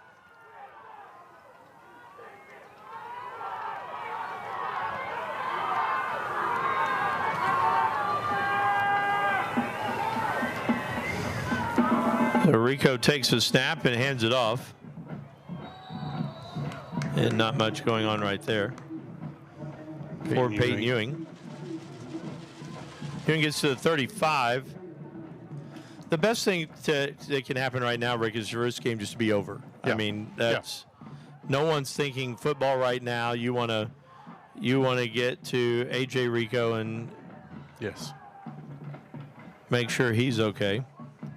Donnie Wilkerson comes into the game for Tavius Collier. Second and 9. And there's a pre-snap infraction. False start against the Cougs. Move it back to the 30.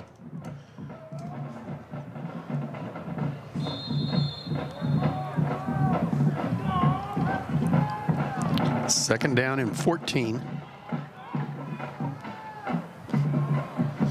So from the 30-yard line.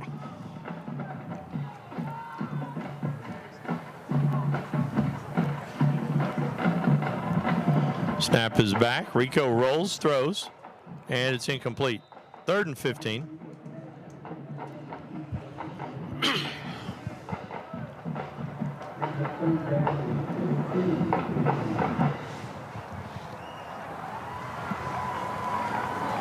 So now on 3rd down.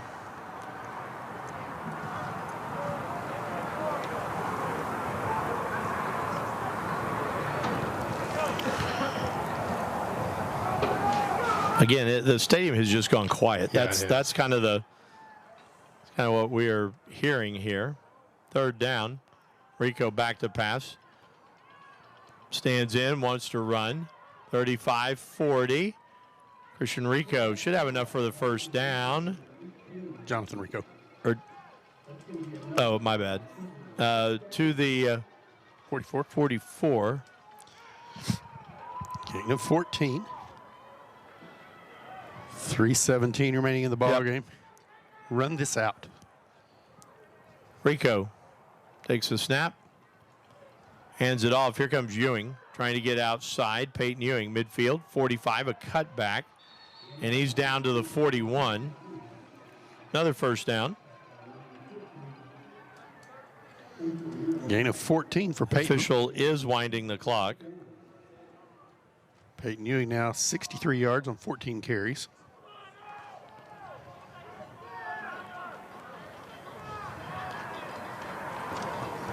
Snap is back. Handoff Markel Sims. Markel, 35, down to about the 33. That should take us to the 2-minute timeout. Depends on if the Cougs want to run a tempo here. Gain of 9 on the play for Sims.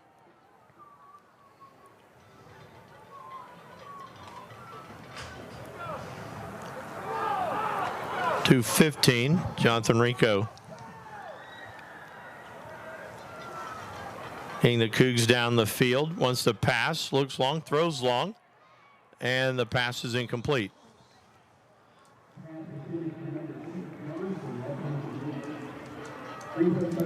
Third and 1, 2:03 remaining. One more play before the 2-minute timeout.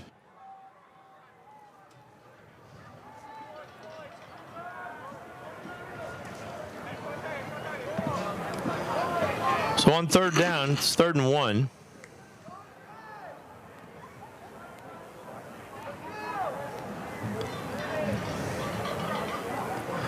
Snap is back. Handoff again. Markel Sims has a hold. 25-20. 15. Markel lost the football, and I think Argyle's on it.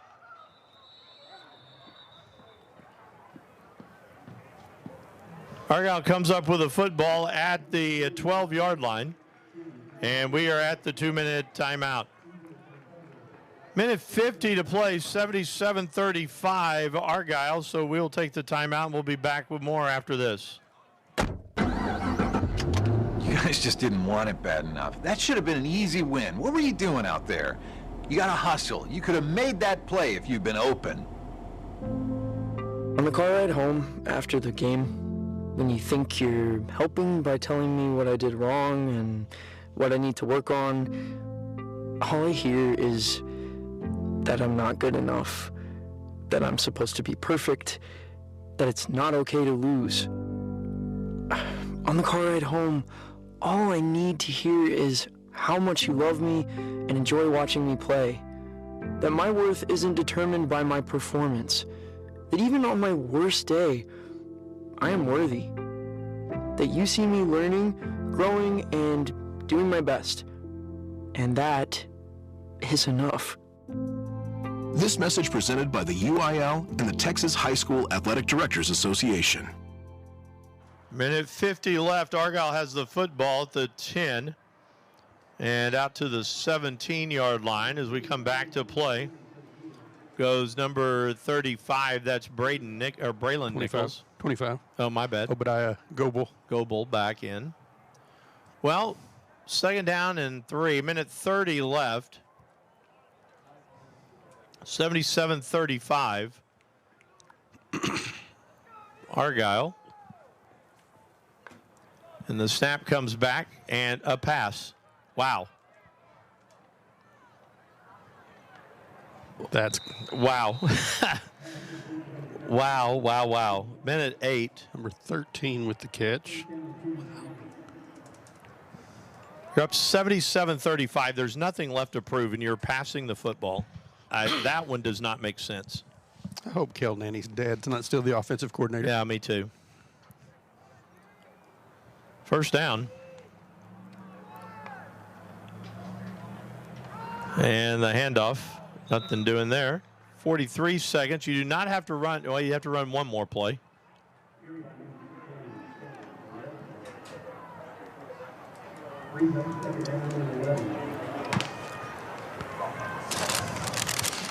You know, another underrated player that has been out there for the Cougs this year, has a great senior year, has been Cannon Adams. Yes. He has been the heartbeat of the defense. Yeah, we have called his number so many times. Snap is back, handoff again. And fittingly enough, Cannon Adams will make the stop. And that should be the ball game, and it is 77-35. your final score. And the Cougars season finishes here in the area round of the playoffs, and Argyle will move on into the third round.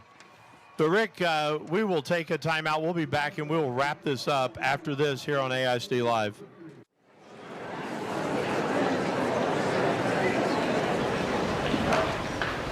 Where do my friends and other students find their voice?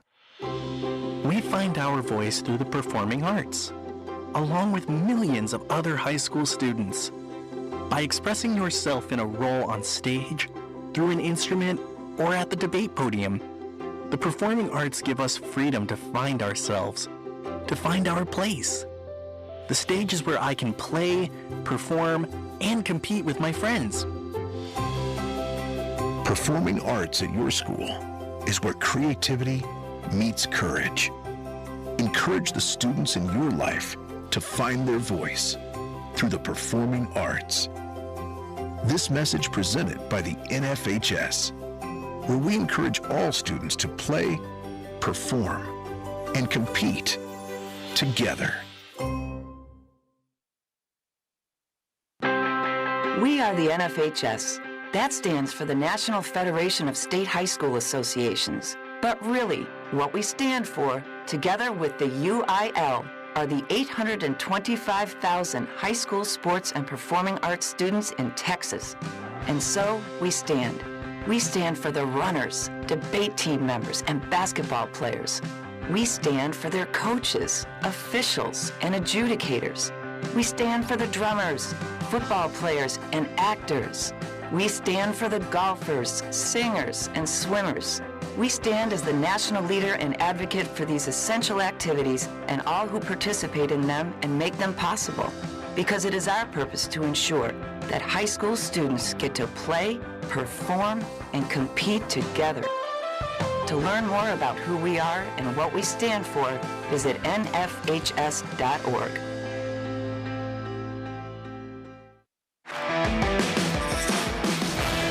Now back to Cougar football with Jimmy Pogue and Rick Casey. The good news in this is the fact that A.J. Rico had movement in his hands and feet, they said. So it's probably going to look more concussed than anything else, but it was a wicked hit at the end of that. Jimmy Pogue, Rick Kaysen back here. Cooper's season finishes with a 77-35 loss here to the Argyle Eagles here in Godley tonight. And Rick, it started bad for the Cougars. Yeah.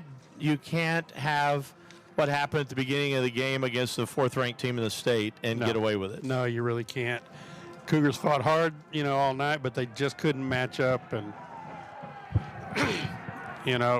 I think we have to be proud of the Cougars, though, in their performance. Yeah. They never stopped tonight.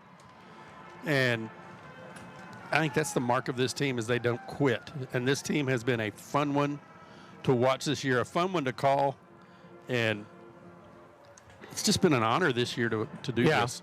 It has been a great year. And, I mean, last year, let's just go back a year. You get popped pretty good in the first round of the playoffs, and you were 4-7.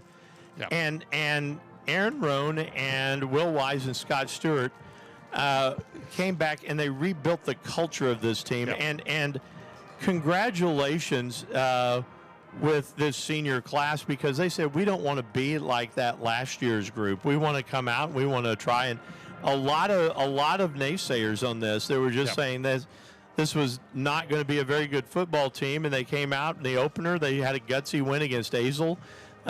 They had a gutsy win. You think about.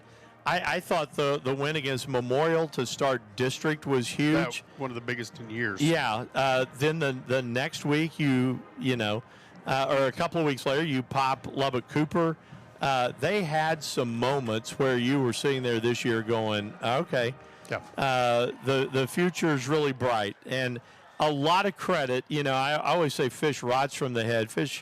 Aaron Rohn has had a magnificent job this year. And yes, he is. You sit there and you're like, yes, we spend a lot of time with him. I mean, he was in my room yesterday. We were having a discussion about Jonah and the whale.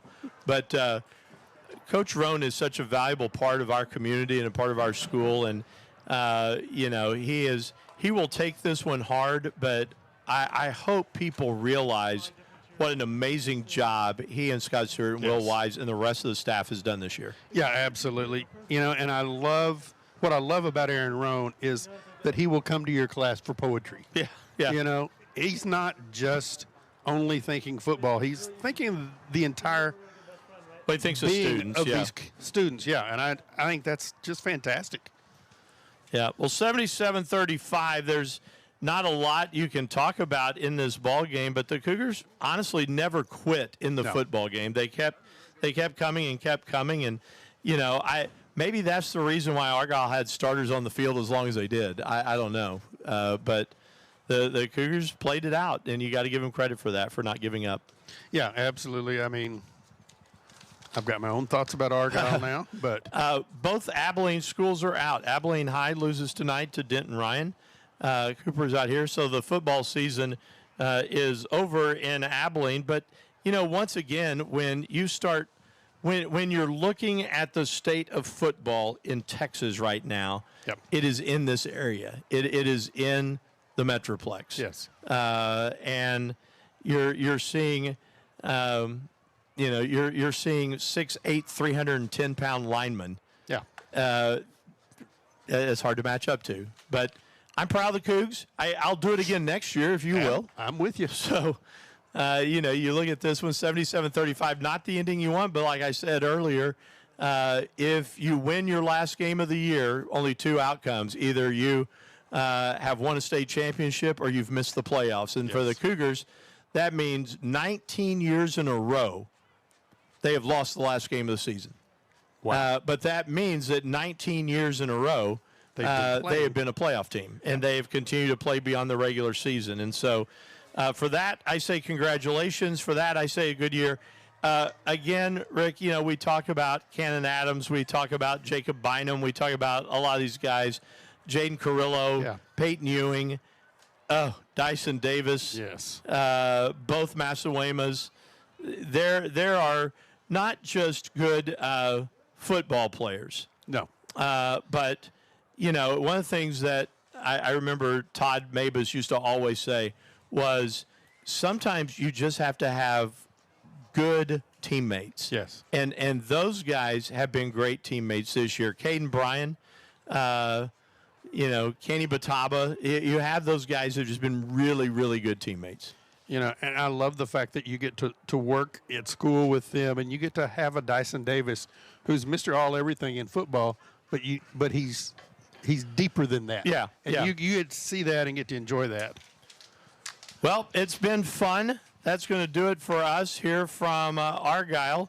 Caleb Smith, fun for you, fun for us, for you to ride shotgun with us here tonight. Thank you for this. Truman Young down the way for my broadcast partner, Rick Kaysen. I'm Jimmy Pogue.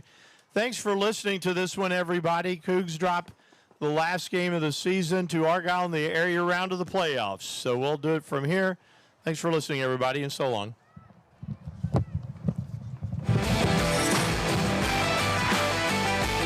You've been listening to Cooper Cougar Football on